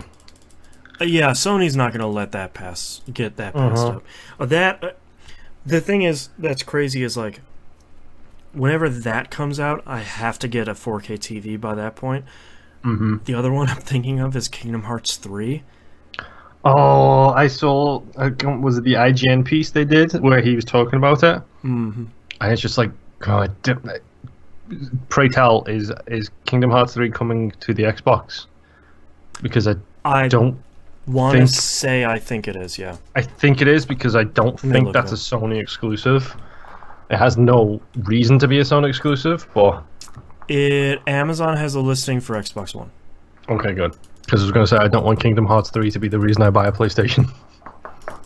It would be, but I don't want that to be the reason. I'm trying not to get excited about Kingdom Hearts 3 because I still feel like it's not going to happen. But it looks really good. It's been vaporware for how long? And then that IGN piece that came out where the guy was like, yo, this is looking really good. It was just like, Don't say that. Don't say that. Media Molecule is working on Dreams, which... Whatever the hell that is these days. Whatever. London Studio is working on Blood and Truth, which is not a game I have heard of. Manchester is not working on anything. They closed Liverpool. They closed Liverpool, yeah. Polyphony isn't working on anything that is public right now, which is probably Gran Turismo 7. Japan Studio isn't working on anything else right now. It still tickles me that they closed Liverpool, and Liverpool was one of their best devs for... Like, that was the team that came out with Wipeout. Like, that was the team that started Wipeout for them. Yep. Quantic Dream, Wild Sheep, Clap Hands, Supermassive. Oh, Jimbo, that's the Software. worst dad joke ever. Yeah. Ba-da-ba-ba-da-bop. Alright. Let me know whenever you're ready to kick this thing off. Right on you are. Alright, let's get started in 3, 2, 1. Let's talk about the metric ton of releases for the week of May 21st, 2018. Oh no. Oh, Mega Man no. Legacy Collection 1 and 2 comes out on the Switch. Fair warning, unless they have changed this recently, the cart only has the first games on it. The second one is a download code. Oh. So that's nonsensical and frustrating. Yep. Runner 3 comes out for Switch, PC, and OS X. I haven't played a Runner game in a while. Is this by the Bit Trip people? Yeah, they used to be called Gaijin Games, and now they're... Oh, they changed their studio name to something really weird. I don't remember what it is. Gaijin Games was a great name, though, because weren't they based in Japan as well? Just to make things weird. I think so. They're now called Choice Provisions, which is a pretty good name, too. That's a good name as well. I'm sort of excited for this, because I feel like I could play a Runner right now, and Meat Boy Forever isn't out yet, which I really want to play. I seem to be the only person who's not angry that that game is coming out. But Runner 3... I played Runner 1 and 2, and not a ton, but both of those were really good. Yeah. So, I could play something as Commander Video again. Yeah. Can't remember the last time I played a Runner. Yeah, it's been a while. Oh, I know. Despicable Me Minion Rush. There you go. There you go. Naturally. Stardew Valley is finally coming out on the Vita. He is still sticking to his word, saying it's coming on the Vita. Yep. So, is the multiplayer out for that yet? Multiplayer is in open beta right now. So, which is great because I like that now that Stardew Valley's out, he can do an open beta and say, like, just send me all your bugs. Yep. So, which, I'm still in the process of reading Blood, Sweat, and Pixels. His section in that book is my favorite so far. It's so good because he's a multi-millionaire and still drives a car where you have to climb over the passenger seat to get to the driver's seat. Right. That's the type of human being I love so much. Yep. State of Decay 2 comes out for Xbox One and PC. If you didn't pre-order it, you got it early. If you got the Ultimate Edition, you got it on Friday. If you got the regular edition, you get it on Tuesday. If you're Game Pass, you get it on Tuesday. Yep. Yeah, don't forget, if anyone wants to try it out, it's day one on Game Pass. So $10, and you can try it out. All right, you're picking it up, right? I have Game Pass, so yes, I will be picking it up. You already have it. I'm very curious to hear how your impressions from you and your wife, because it seems like a really cool game, but the reviews that came out last week were sort of like, yeah, it's better than the first one, but it's real weird. It's just real janky. Oh, come on. Weird is right in my wheelhouse, so I'm fine with that. Yeah. It could be a plus for us. We're weird. Bloodstained Curse of the Moon comes out for PC, Switch, PS4, Xbox One, and PS Vita. This has caused some confusion, I think, because everybody, including myself who's a Kickstarter backer, forgot about this. This is the 2D platformer that they're coming out with, the sort of retro-styled platformer. This isn't Bloodstained the game. So, if I remember correctly, if you're like part of the $20 or more tier on Bloodstained, you're gonna get this as part of the deal. So, I should be getting my download code sometime this week. The trailer they put out for this looks really good. Oh no! It looks really good.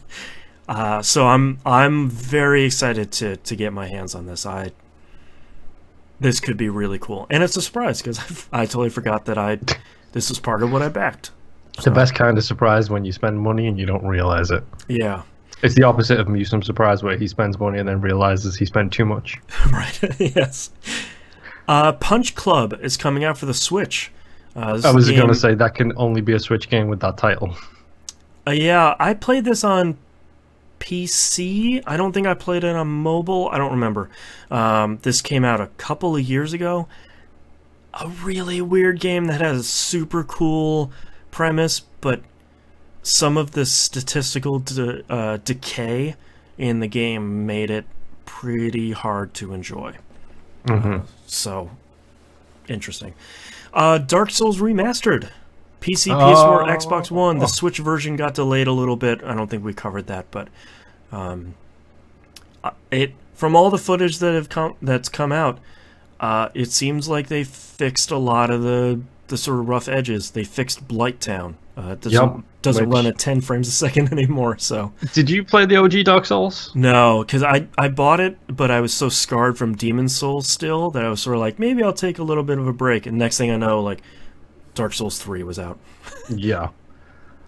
Oh, I know. Do I want to put 2 super punishing games along with another 2 roguelikes in my currently playing library is my question right now. Right. Do I want to add State of Decay and Dark Souls, or just one? Well, I'm a huge Dark Souls fan. State of Decay is $10 a month, so that's cheaper than Dark Souls. I know, but you're still trying to persuade. You're using that to persuade me to buy Dark Souls because I don't have to pay full price for State of Decay. I see how that goes. Yeah. That makes sense. That's our show's famous. You're losing money by not buying it. Yes, exactly. Detroit Become Human is coming out on PS4. I do not believe that for a second until I see that copy on the shelf. I feel like everything that David Cage has done to his studio and the lawsuits that are coming out now kill any interest I have in this game. Yep. And we didn't cover it on the show, but David Cage and his company has decided to. There was a French newspaper, I think it was, that had a news story about some pretty terrible working conditions at Quantic Dream. There's the studio's name, I was thinking. At Quantic Dream, and they did some. I read the piece, and they did some really great work. And Quantic Dream has come back and sued them for doing their reporting. The big thing here is I don't know how it is in France, but I know in England, someone asked me a while ago, like, all this the press news stories and stuff like that you see over here in America about people and accusations and things like that. Right. Why don't you ever see that type of stuff in England? It's because they have good laws. It's not that they have good laws. It's also the fact that in England, it's so much easier to get smacked with like libel, essentially. Yeah. Like, it's harder in England and possibly in Europe as a whole to print that kind of stuff and not have it come back on you in a lawsuit. Right. It's America is the sue popular place. I understand that, but if you print that kind of stuff in England and it's not like watertight concrete ironclad, you will get sued into the ground because you have to be super careful about that kind of stuff over there. And I can't help but feel that this is David Cage taking advantage of those laws. Even if they've done good reporting, it's so easy to get hit with that type of stuff. Yeah. Well, and from the game's perspective too, you know, it initially seemed like a really cool idea of, you know, these androids that are struggling with their place in the world, and how they are dealing with their servitude, and you know, potential questions around that. And then every time he's talked about the game, it has been like, well, it's not really about race, and it's not really about, you know, servitude and android slavery. And then they show stuff where it's, you know, the trailers, and then some of the most recent stuff they've shown has been like the androids sit at the back of the bus, and it's like, dude, this is 100% about race. Yeah, like either you're doing this on purpose and you just don't want to say it, or your writing staff has never, they hatched from their cocoon at 30 years old and have never looked at history at all. So I don't, again, don't buy David Cage's games. We know who he is. These allegations of workplace abuse and some sexual abuse continue to run rampant. So don't buy Detroit Become Human. I have always been interested in the man's games. I've never liked the man, so I've never actually played any of his games. Is my big thing for this. Yeah. Like he has always put me off his studio's games. Yeah, I played Heavy Rain, and that was interesting, if not a game that has one of the largest plot holes in a game I've played in a really long time. Yeah. Well, didn't the girl who was the star of the next one? I can't remember her name. Beyond Two Souls was Ellen Page. Yes. Didn't she come out and like basically put him down a lot after that game came out, and everybody was just like, "Oh no, you're crazy, Ellen Page. Right, you're the one who's in the wrong." Yeah, but guess what? Yeah. Well, moving on to other stuff, we have a game coming up from Devolver Digital called "I Hate Running Backwards." That is coming out. Is it a game about running backwards? What's that? Is it a game about running backwards? No, it's actually a. It reminds me a lot of like old arcade games in the 80s and 90s, where it's top-down, 2D, and it's sort of, the camera's a little bit behind you, and you're always running forwards. That's why I don't want to call it a runner, because I feel like runner is like a 2D plane from the side. It reminds me of arcade games where it's like you're in a Jeep and the screen is always pushing forward. Yeah, what's the jetpack game? Where you're shooting things, Mega Drive. Jetpack side to side, shooting aliens. You know what's funny is I just played it in Yakuza 6. Yeah, but it's more top down than it is behind the back. Yeah. It looks like they have characters from Serious Sam and a couple of other Devolver Digital games, which is kind of fun. It looks fun. Like, it looks like one of those, and the trailer very much calls out couch co-op. So I think you can sort of tell what sort of game that's going to be. Like, grab a couple beers and hang out and play it. Yeah. Good. The exact opposite of that, N++ comes out for the Switch, which I'm not going to tell you not to buy it, just because it drives me insane. N++ is a really great game that I get so frustrated by. Oh my god. Yep. I played one, and I think it was on the DS, and it drove me so crazy I vowed to never buy them again. Yeah, but they're really... And this game has, like... It's thousands upon thousands of levels, even when you don't get to the community stuff, so... Yep. N++ is really great, and I won't buy it. And finally, last but not least, Pixel Junk Monsters 2 comes out for PS4, PC, and Switch. This is a sequel to a PS3 launch game, if I remember correctly. This is their tower defense game, which was really good. I'm sort of excited to see if this one's good too, because that, like we were talking about with runners, like I don't know the last tower defense game. Like you just played Defense Grid 2, but yeah, I forgot to talk about it on my section. Yeah, I'm still playing it. I don't remember the last traditional tower defense game I've played, so that's sort of exciting. Assassin's Creed Revelations? Yeah, but that had, you know, Assassin's Creed around it. All right, let's move on to news stories because we have 8 things to talk about here. First and most importantly, Prey, TVGP's 2017 Game of the Year, has new achievements in it. Oh, what? And all of them lined up is reference to one of my favorite REM songs, and the achievements say, "If you believed they put a man on the moon." Nice. So, just come out with the DLC already. Yep, that sounds a lot like a DLC pack waiting to me. Yeah, I'm excited. Apparently, they're all secret achievements. Apparently, some people have figured out how to unlock some of them, but I don't see...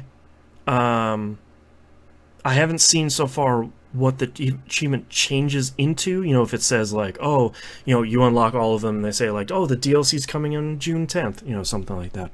Yeah. But just give me more Prey. That's really all I want. And hopefully it's standalone, because I know they tend to do that, but if it's standalone, that's an even cheaper way for people to come to Prey. Introduce yourselves into the game. $15 right now. Go play Prey. Come on. Let's move on to a sort of bummer news story here. Best Buy has suddenly announced that Gamers Club Unlimited, or Gamers Club Unlocked, whatever you want to call it, is no longer. Suddenly.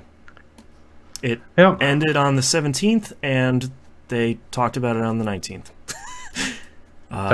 Makes the right kind of sense for Best Buy. Yeah.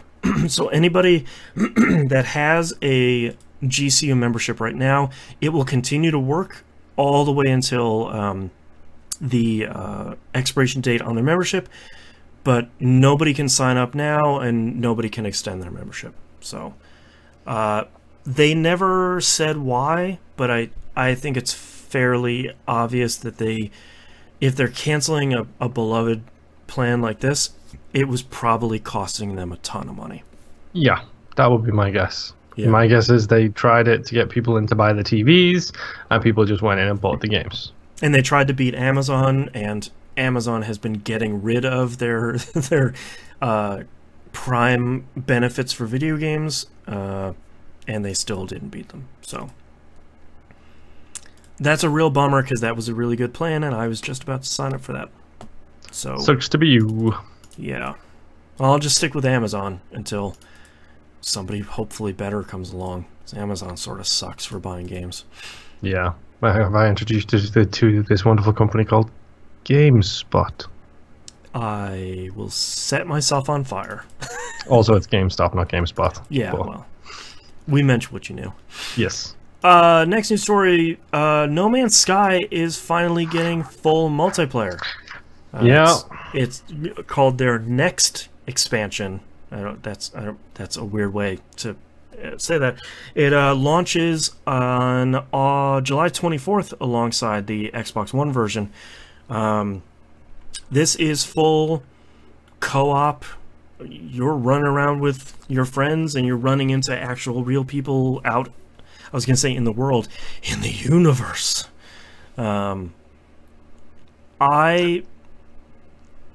I hope this gets people to pick up No Man's Sky, because they have, we've talked a lot this episode about stick-to-itness of certain companies. When Hello Games put out No Man's Sky and it 100% flopped, they shut their mouths and they just put out a whole bunch of really great free giant DLC packs. And it's in a pretty good position now. And it's a pretty fun game. And I hope that my wife and I are now really excited to play No Man's Sky again. I'm really excited for it to come out on the Xbox now. Yeah, especially with the Xbox One X having really great 4K support and really great HDR support. The game's going to look really good. Yep. So Here's hoping. I hope they do well, and I'm curious to see, with the comparisons that Sea of Thieves got to No Man's Sky on launch, I would like to say I'm hopeful, but I'm doubtful that people that got bitten by Sea of Thieves would hop over to No Man's Sky. Now that's a complete product. But I'm sure it will come out on Xbox One and they'll be like, no, man, it's still broken. But I'm excited when that comes out. My wife and I will hop in that pretty quickly, and I'm hoping we can do some cool stuff. At the very least, just kind of bomb around a bunch of planets together. Like that. It's such a chill, relaxing game that's 90% of what I'm looking forward to. Is just let's hang out, listen to that super cool soundtrack, and harvest some materials. I don't know. Yeah, find my space mining laser at the space mine. I don't know, stuff. Rock stuff. Yes. Yeah. Another sad news story here. Sony is winding down production of physical PlayStation Vita titles, except for Japan. They wanted to come out and say very specifically, don't worry, you can still buy all of the visual novels and otome games that are still coming out over there. Yep. This is one of those news stories where you read it and you go, yeah, okay, sure. Yeah. It's about time. They say that any game card purchase orders from publishers need to be entered by February 15th, 2019. After that, then they're all over. And Gamasutra did a great job of reminding us that March 2019 is when Sony is pulling PS3 and Vita titles from PlayStation Plus. So, sort of all at the same time, just sort of taking care of anything that isn't the PS4.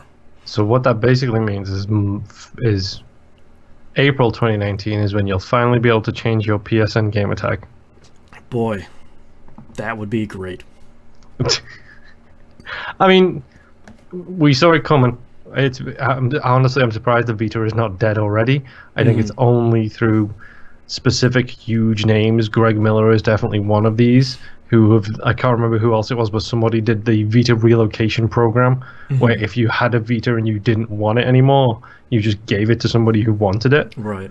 And this thing has been dead on the vine for 5 years now, but still an incredible piece of hardware.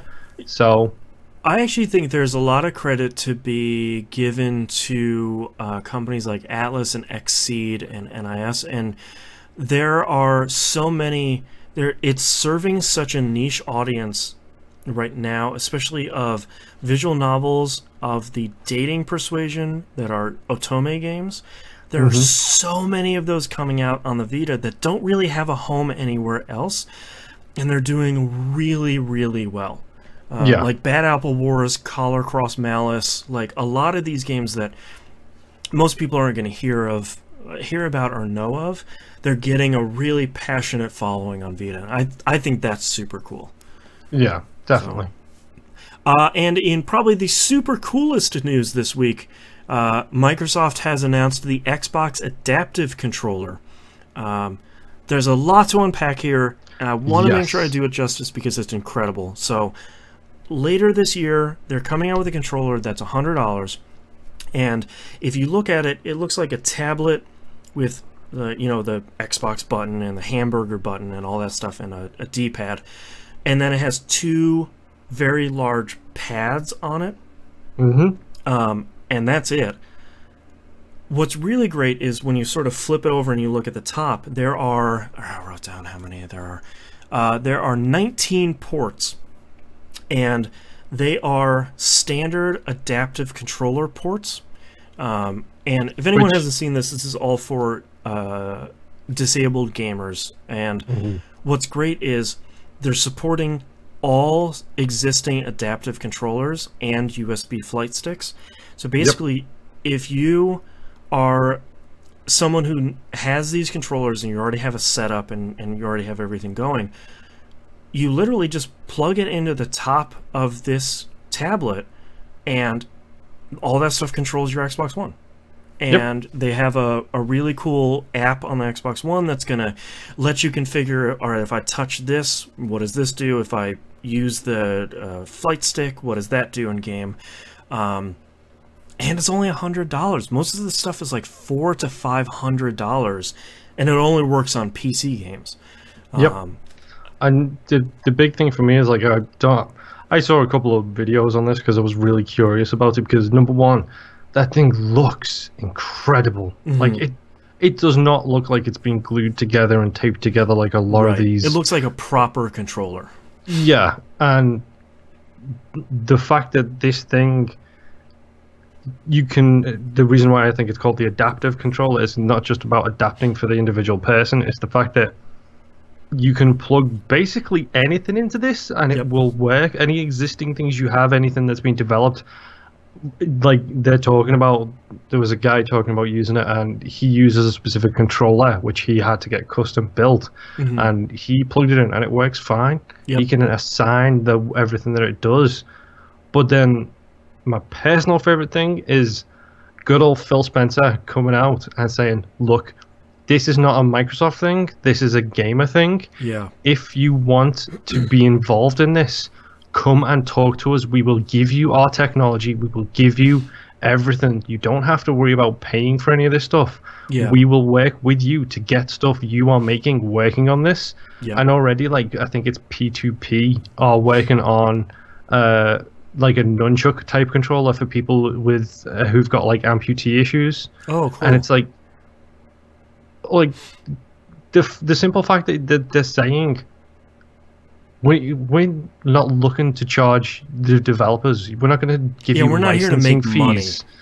Money. Like to be honest, that thing probably cost more than $100. Like off the top of my head, that thing probably cost way more than 100. Just in R&D alone. So the fact that it's a huge name in this kind of space, putting out something as sleek as that, and being as open as they are, good on them from a PR side of things, but great on them from a community side of things.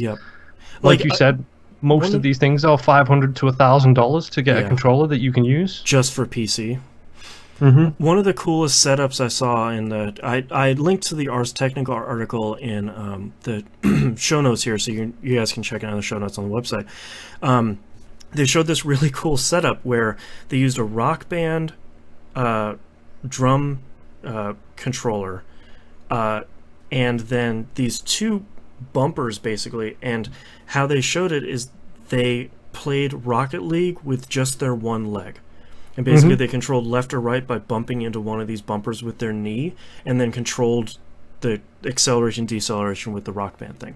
And it's like they just had all those parts and they plugged in the controller, configured a little bit of software, and you're good. So I think that's incredible, and I really, really, really hope that at the very least Sony and Nintendo, I know Nintendo won't, but at the very least Sony and Nintendo will allow you to plug that controller in. If not, do something very similar, because the more people that can play video games, the better for everybody.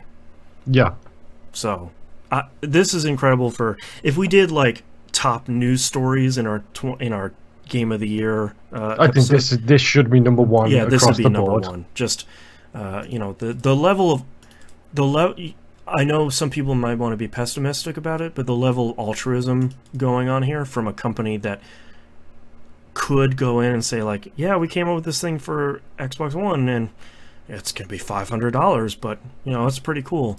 For them to put it out for $100 is and for all that stuff, it's just incredible. Next news story: Call of Duty Black Ops 4 is finally sort of properly unveiled here. They finally came out and said there's no single player campaign at the very least at launch, and I'm going to be the ray of positivity here.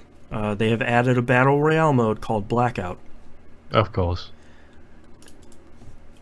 So I've seen a lot of people online being salty, saying like, "Oh, they're just chasing it. Oh, of course they have a, you know, and of course they do have one. Like I don't want to insult you, Moon, or anything. It's a business that they're going to go where the market demands. The market right now demands battle royale. Yeah, and I feel like that all makes sense because you're right. They are a business and they need to put a battle royale mode in.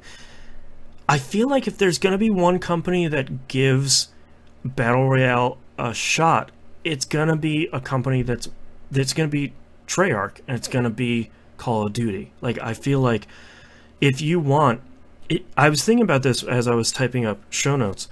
I was thinking, like, man, if you could only take the incredible shooting and gunplay of Destiny and put that into a battle royale, that'd be incredible. Like, that'd be so much fun to play.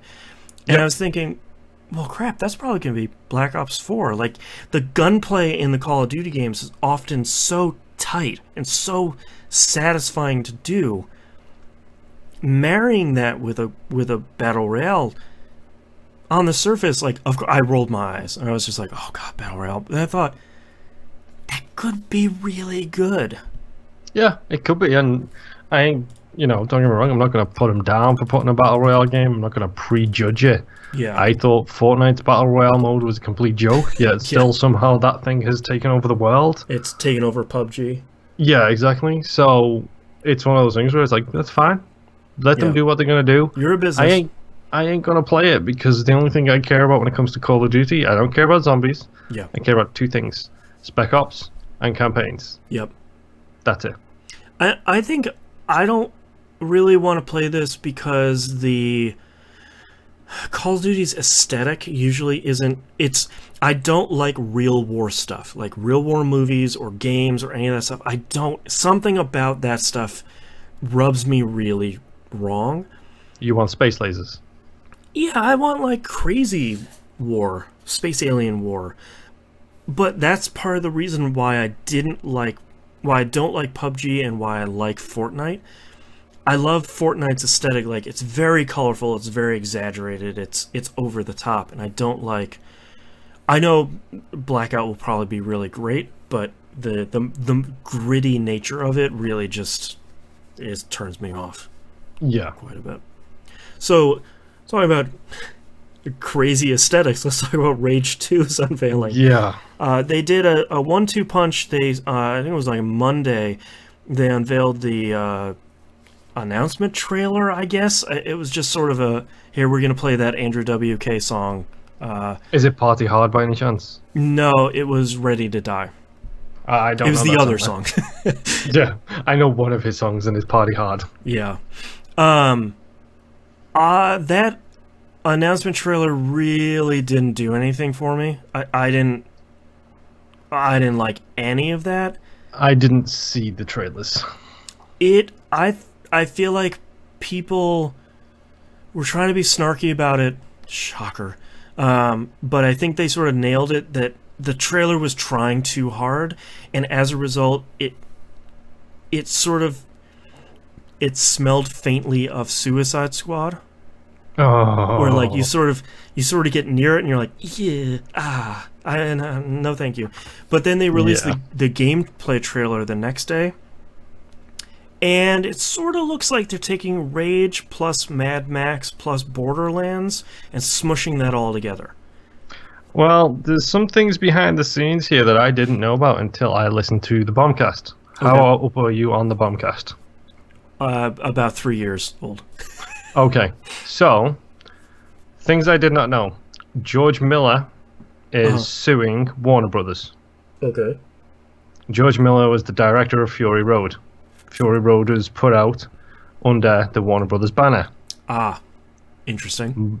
Mad Max was developed by the second Avalanche studio, right, who were not making Just Cause 3. Mm-hmm. Since then, they have been working on an unknown title. Everyone suspected Mad Max 2. Right. They put that out under the Warner Brothers title. Right. Since this lawsuit is going on between Miller and Warner Brothers, all Mad Max related items are on complete hiatus. Yeah. Including the sequel to Fury Road. Right. Including Mad Max 2. Rage 2 is developed by Avalanche Studios. Right. All the pieces are coming together now. If you're seeing a thread here. Yeah. Well, and I mean, I think if you look at how long it's been since Borderlands 2, and the fact that no one else has really tried to do something that's that similar to it, as big as Borderlands 1 and 2 were, and as far off as Borderlands 3, I guess, still is. They're saying Yeah. they're not going to show it at E3 this year, so it's probably 2020, 2021 maybe. Who's saying they're not going to show it? Is it 2K saying they're not going to show it? Because that seems like a very 2K kind of move. No, I think it was Randy Pitchford. Okay, that's definitely a Randy Pitchford move. We ain't showing that. Yeah, don't worry about it. Borderlands 3, whoa, wow, oh, magic. I do magic. But I feel like Rage 2 could potentially fill that slot, and it's slated for 2019, and I feel like Oh, yeah. you come out with a really great playing, not Borderlands game, I'll probably pick that up and check that out. That looks really good. Yeah, it's got the glaive in it. It's got vehicles in it. It's by the Mad Max team. I absolutely adored that game. Yeah. Oh, I wish that game had a 4K HDR update. Yeah. Oh, it's such a shame. Sad that lawsuit's going on, otherwise it might happen. Yeah, that's true. Bummer. But if it's by that team, I think they did great work with the Mad Max open world game. Yeah. Granted, it was just cause with cars instead of trees. But, That's okay, you know, yeah, exactly. So, Yeah. I'm fine. I'll pick it up. I'll support them, even though I haven't touched the first Rage. Yeah, I feel like I know a lot of people really liked that game, ending aside. I feel like it might be a little too old to go back to now. It'd be like starting Gears with the original release of Gears of War 1. Where it's like, alright, we've come a little bit further than this. You know, it's a little bit long in the tooth. In our last news story here, Cliff Bleszinski's Boss Key Productions shuts down very suddenly. You know, they made Lawbreakers, which I guess the way to say it is failed to capture an audience. Yep. So they tried to put out Radical Heights, which They even came out and said it was 5 months. Was the only time they had worked on that was for 5 months. yeah. And So they called it a last-ditch attempt, and I don't want to be mean. I try to keep us very positive on this show as often as we can.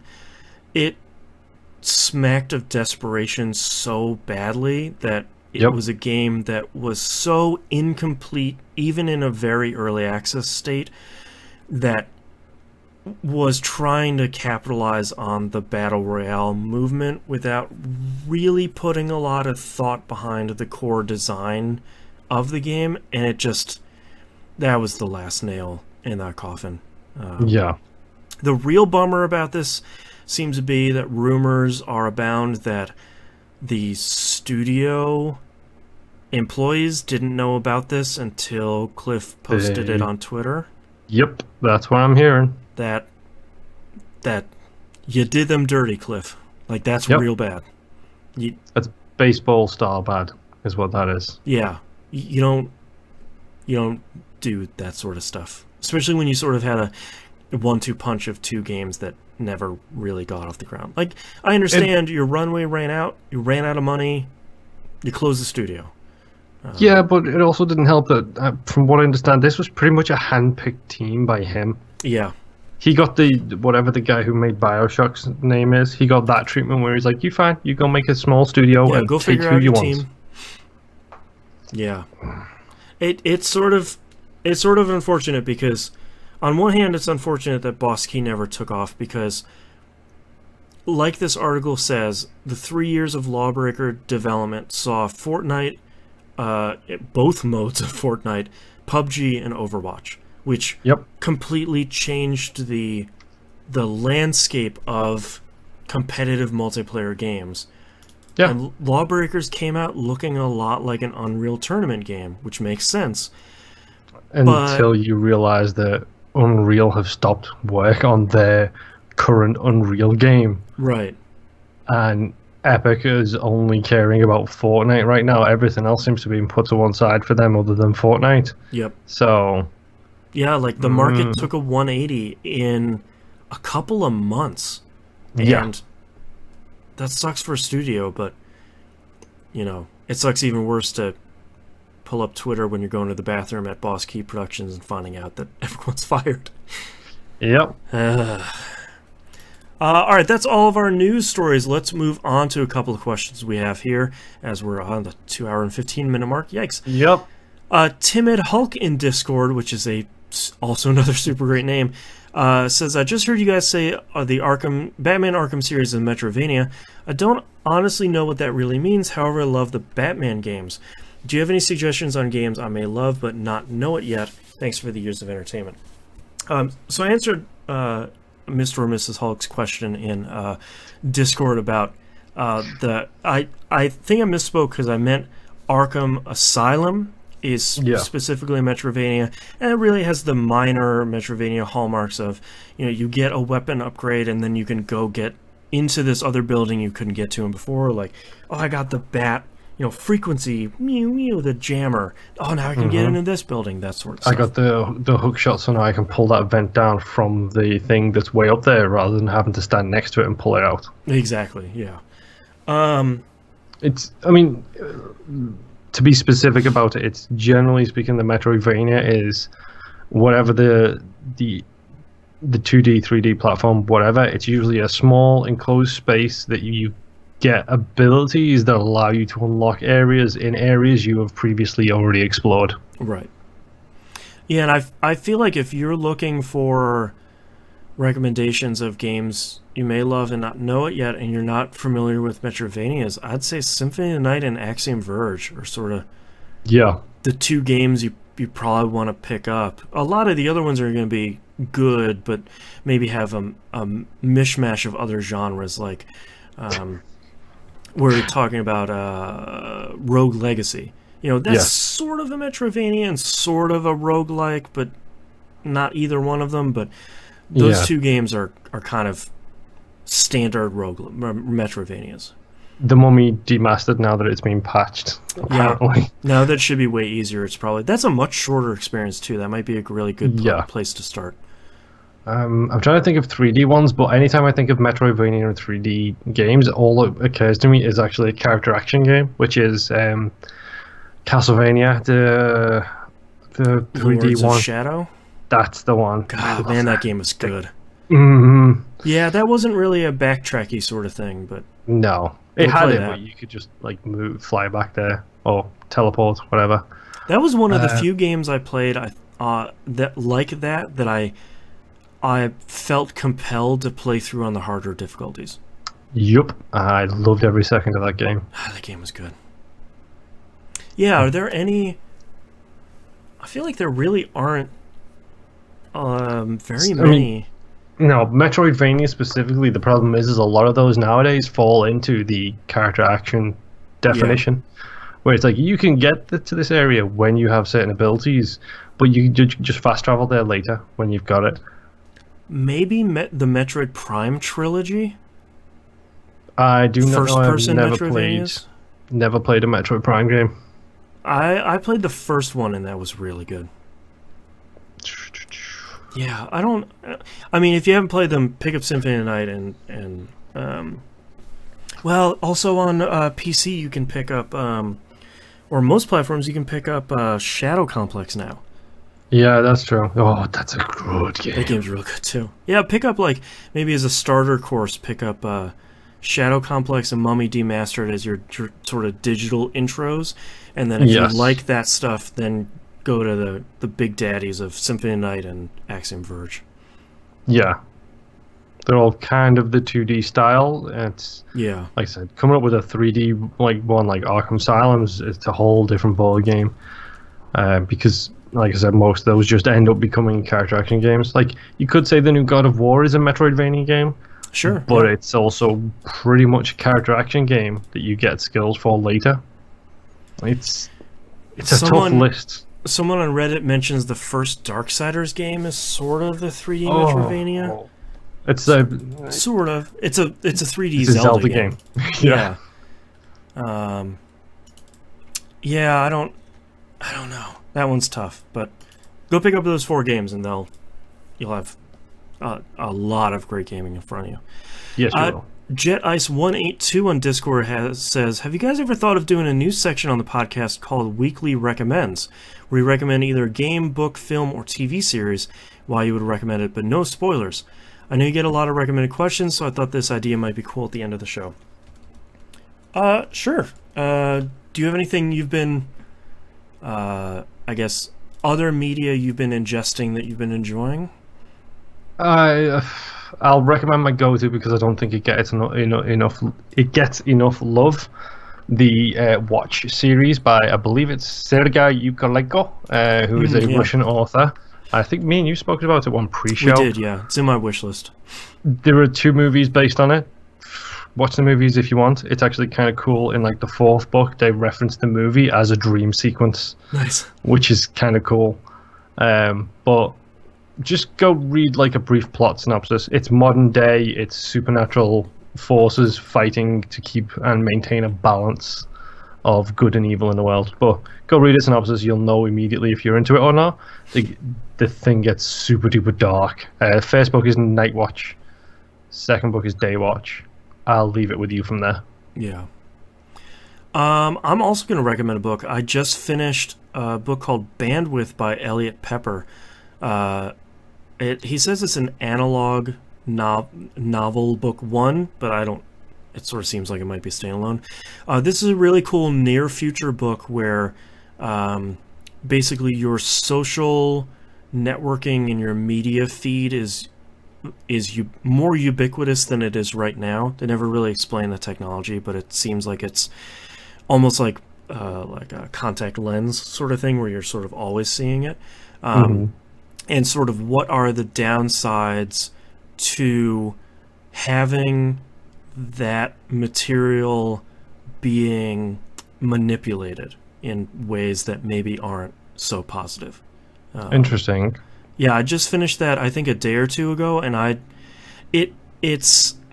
don't really want to spoil anything because the premise is really cool, but I really enjoyed that much more than I thought I was going to, because any sort of near future technology stuff like that can be really cheesy.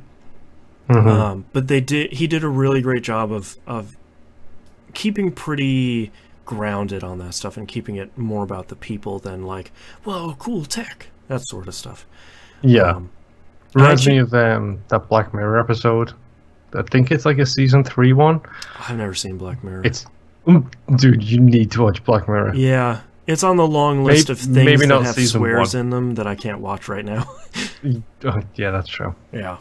I do have to recommend, though, since we just recommended 2 books, if you're an Amazon Prime member, the Bandwidth book that I picked up was part of the Prime Firsts program they have, which is at the beginning of every month. If you sign up for it, you can just get a free book of books that aren't going to be out for another month. And I've been trying to expand my reading horizons through that, because ever since my daughter was born, I've sort of just been reading cozy mysteries because they're a really easy read. Yeah. I do like them. It's not just like, oh, I guess I gotta read another book, like I'm doing a book report. But like I've tried to read some romance novels, and I've liked one of them, and I didn't like another one. I tried this one, so I'd recommend that and go check it out, because you just get to pick a book out of like 6 of them and say, I want this book, and you get it for free. So that's kind of cool. Yeah, it's a cool program. And if you're a Prime member, you already get it for free, so that's a plus. Yes. And if you guys like the segment, let us know. If you really like it, we'll keep doing it as often as we can come up with stuff.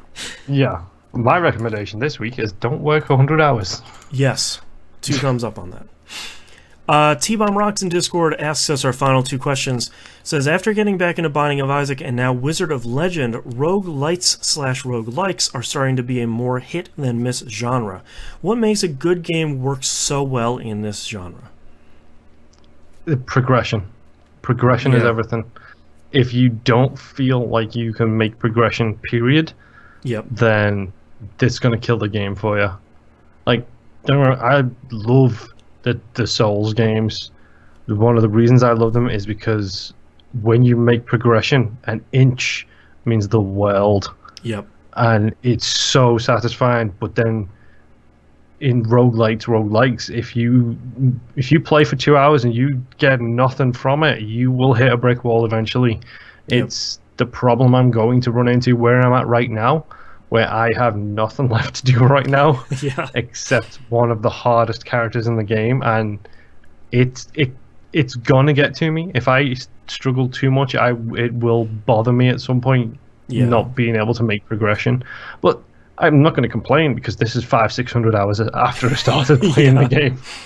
You know. Well, and, you know, one of the things we talk about in the Binding of Moonpure Boston Rebirth, Tia Balmar, for anyone that doesn't listen, you should go listen. It's a really great show. Part of what we talk about is creating your Binding of Isaac flowchart. It's, all right, I have this item and I have this build. Does it help or hurt me? And how does this enemy work with this other one? I feel like something that does really well in this genre is if you feel like you're always building, even if you've lost 20 runs in a row, if you're building that flowchart up where it's like, okay, cool, I just got a new synergy with, you know, the rock fist and some sort of flame weapon. Now a flaming rock fist, you know, like, cool, I learned something new to keep an eye out for. Yep. I feel like at the very least, if the game itself isn't letting you progress, if you're progressing in finalizing that flowchart, I feel like that's where some of the sweet spot is. Yeah. Yeah. And if you just have like cool synergies. Something that I feel like Enter the Gungeon failed on a little bit. They have synergies, but it's really hard to tell when they kick in. There's like this little arrow that draws above your head for half a second, but it's not like, you know, the Binding of Isaac where you pick up 2 items and suddenly you're just shooting flaming skulls out of your face. And it's like, okay, cool. Well, those 2 things are very good. Yeah, like Brimstone and Ludovican Technique is a great example in Isaac. It's the second you collect it, it is crystal clear what exactly has happened. Yep. I have a controllable ring of bloody fire.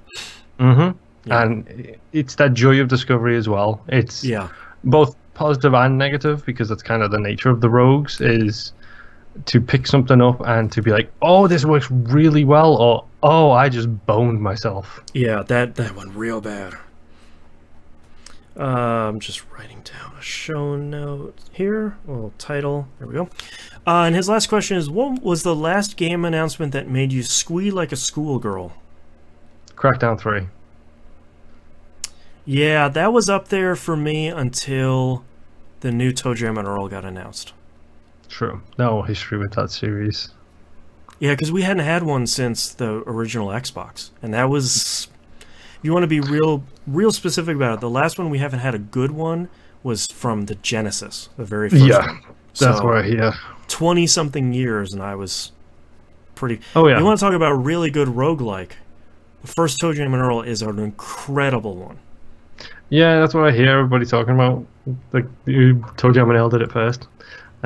Someone posted a TV commercial for the first game. They had such a hard time explaining that game. It's like, it's different every time. Random items and weapons. And it's just like, the term roguelike still wasn't even... It didn't exist, though rogue is incredibly old. Like, there wasn't that term. Yeah. I'm trying to think of one other than Crackdown 3. I didn't audibly say anything, but it kind of squeaked a little bit when I saw the new EA game, whatever it's called. Anthem? That's the one. Yeah. Just because it's, you know, it's that studio, it's BioWare, and they're making that kind of game. Potentially a BioWare Destiny, where you're like, okay, you don't screw it up, and I'm going to play this for a real long time. Yeah, exactly. Diablo 3 was probably one for me, because I don't know how many people are going to remember this. Blizzard had a teaser page. I think this was in 2001, 2002.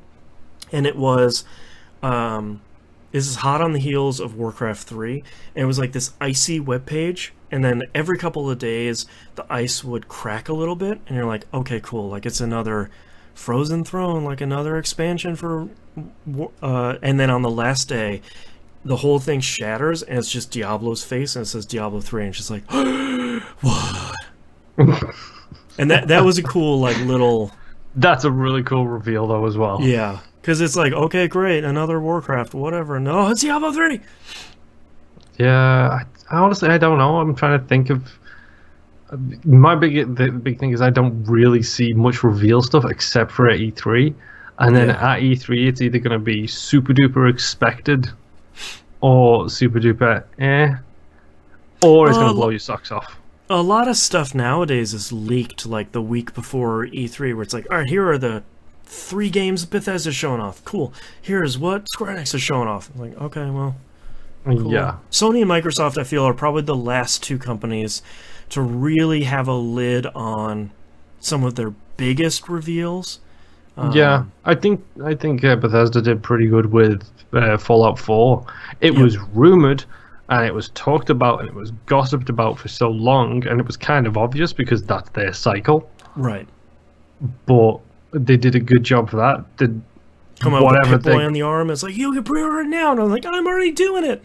Yeah, it's like, I mean, obviously, I'm guessing Prey this year, but I was hoping it would be Elder Scrolls because it's about that time again for another Elder Scrolls. But from what I understand, ESO is doing pretty good for them. And do you want to take away from that audience and put it in a single-player game? It's Jimbo Jangles in chat says, I can't remember if it was an E3 announcement that the Xbox Elite controller reveal got me amped. That's a good one for a piece of hardware. Because like Scorpio, when they announced it, it was sort of like, okay, we knew you were working on that. Like, that got super leaked forever. And then when the X got announced, it's like, cool, that's just Scorpio with a release date and a price. So the name is dumb, but whatever. But the Elite controller was sort of like, okay, you're making a cool, different piece of hardware. That controller is so good, dude. Yeah. Like, so good. Yeah, I don't know. We were talking about E3, but between the break, we're almost done with the episode, but I'm excited to have one of those announcements this year. I feel like 2017 was sort of a lot of like, we're coming out with 3 games this year, so don't worry about anything this year. But I'll be honest, that's the excitement and the concern this year is, from everything I'm hearing, Days Gone isn't going to get a look in at Sony's press conference. Right. Which means they've got like 4 or 5 things to talk about, and I already know every single one of those things. Right. Which means Microsoft are either sitting on something or they got nothing. Yeah. And it's exciting and concerning on both counts to see what they do and do not have. Either there's going to be that one game where it's like, yes, it's finally happening, or it's going to be the year where it's like, we have a half-hour E3 episode where it's like, nothing happened. Yep. Sorry. Find out in 3 weeks? 2-3 weeks? Yikes. Oh, wow. I don't even have to go, and I'm worrying about it. Yeah. I'm worried about watching that stuff. What did you play this week, Moon? Nothing. I was watching videos. My problem, too, is like most of the stuff happens during the day, and the streams are suddenly sweary, so I'm going to have to put Moana on the other TV, I guess. Get them headphones in. Yeah. All right, that's our episode for this week. Thank you so much for listening. If you'd like to visit us, you can do so at tvgp.tv. All the links to all this stuff is on the right-hand side of the page, including the Discord, where we are doing nothing but talking about Marvel Strike Force. Go join the Alliance. That game's still pretty good, even though we're getting Deadpool. I don't like Deadpool. Chill out, dude. It's almost over.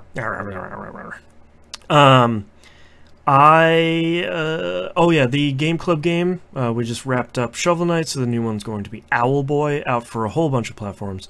Don't forget Patreon, patreon.com/E1M1. Get all the cool behind-the-scenes stuff and fund this show. Yep. And follow us and subscribe to us, all the different places. It will let you know when we go live. We'll see you all next week. No, we won't, because we've got to mention ODNF comes out on Friday. Old New Flicks comes out this Friday. Keep an eye out on, if you're a patron, comes out for the $5 tier. Yep. You get it 3 months early. And I don't know what the movie is this month either, so we will find out together come Friday. Keep an eye on your Patreon feed or your email. I'll give a hint and use my wife's favorite quote. Okay. Do you have a kiss for daddy? I still don't know what it is, so we'll That's all great. This find out on episode's Friday. designed for you, just like it's designed for me. Yeah. And we'll see you all next week. Bye. Bye-bye. Stupid Deadpool. Yeah, totally forgot to mention that at the time before we actually started recording. We've done the that's episode, right. I just need to edit it. Yeah. And that'll take me, hopefully, one night this week. Nice. Getting faster and faster. Yep. Instead of, like, 6 hours like the first episode, the second episode was about 3. And I think I've got it nailed down to a little bit of a science now, but I'm debating to play around with my editing tools a little bit. Yeah, once you have a little bit of free time. Yes. Yeah. Okay, titles. Titles. I got a lot, by the way. Just one more run. Just keep piling on the pressure. Me and 3 other blueberries. Sounds like fun / torture. Disposable clan members. We meant what you knew. Stick to itness. It smelled faintly of Suicide Squad. And Mr. or Mrs. Hulk. I have why? I don't know. The Crying Chest, Chunky Pixels, The Rock Fist, The Nature of the Rogues, which I really like, and Sounds Like Fun / Torture.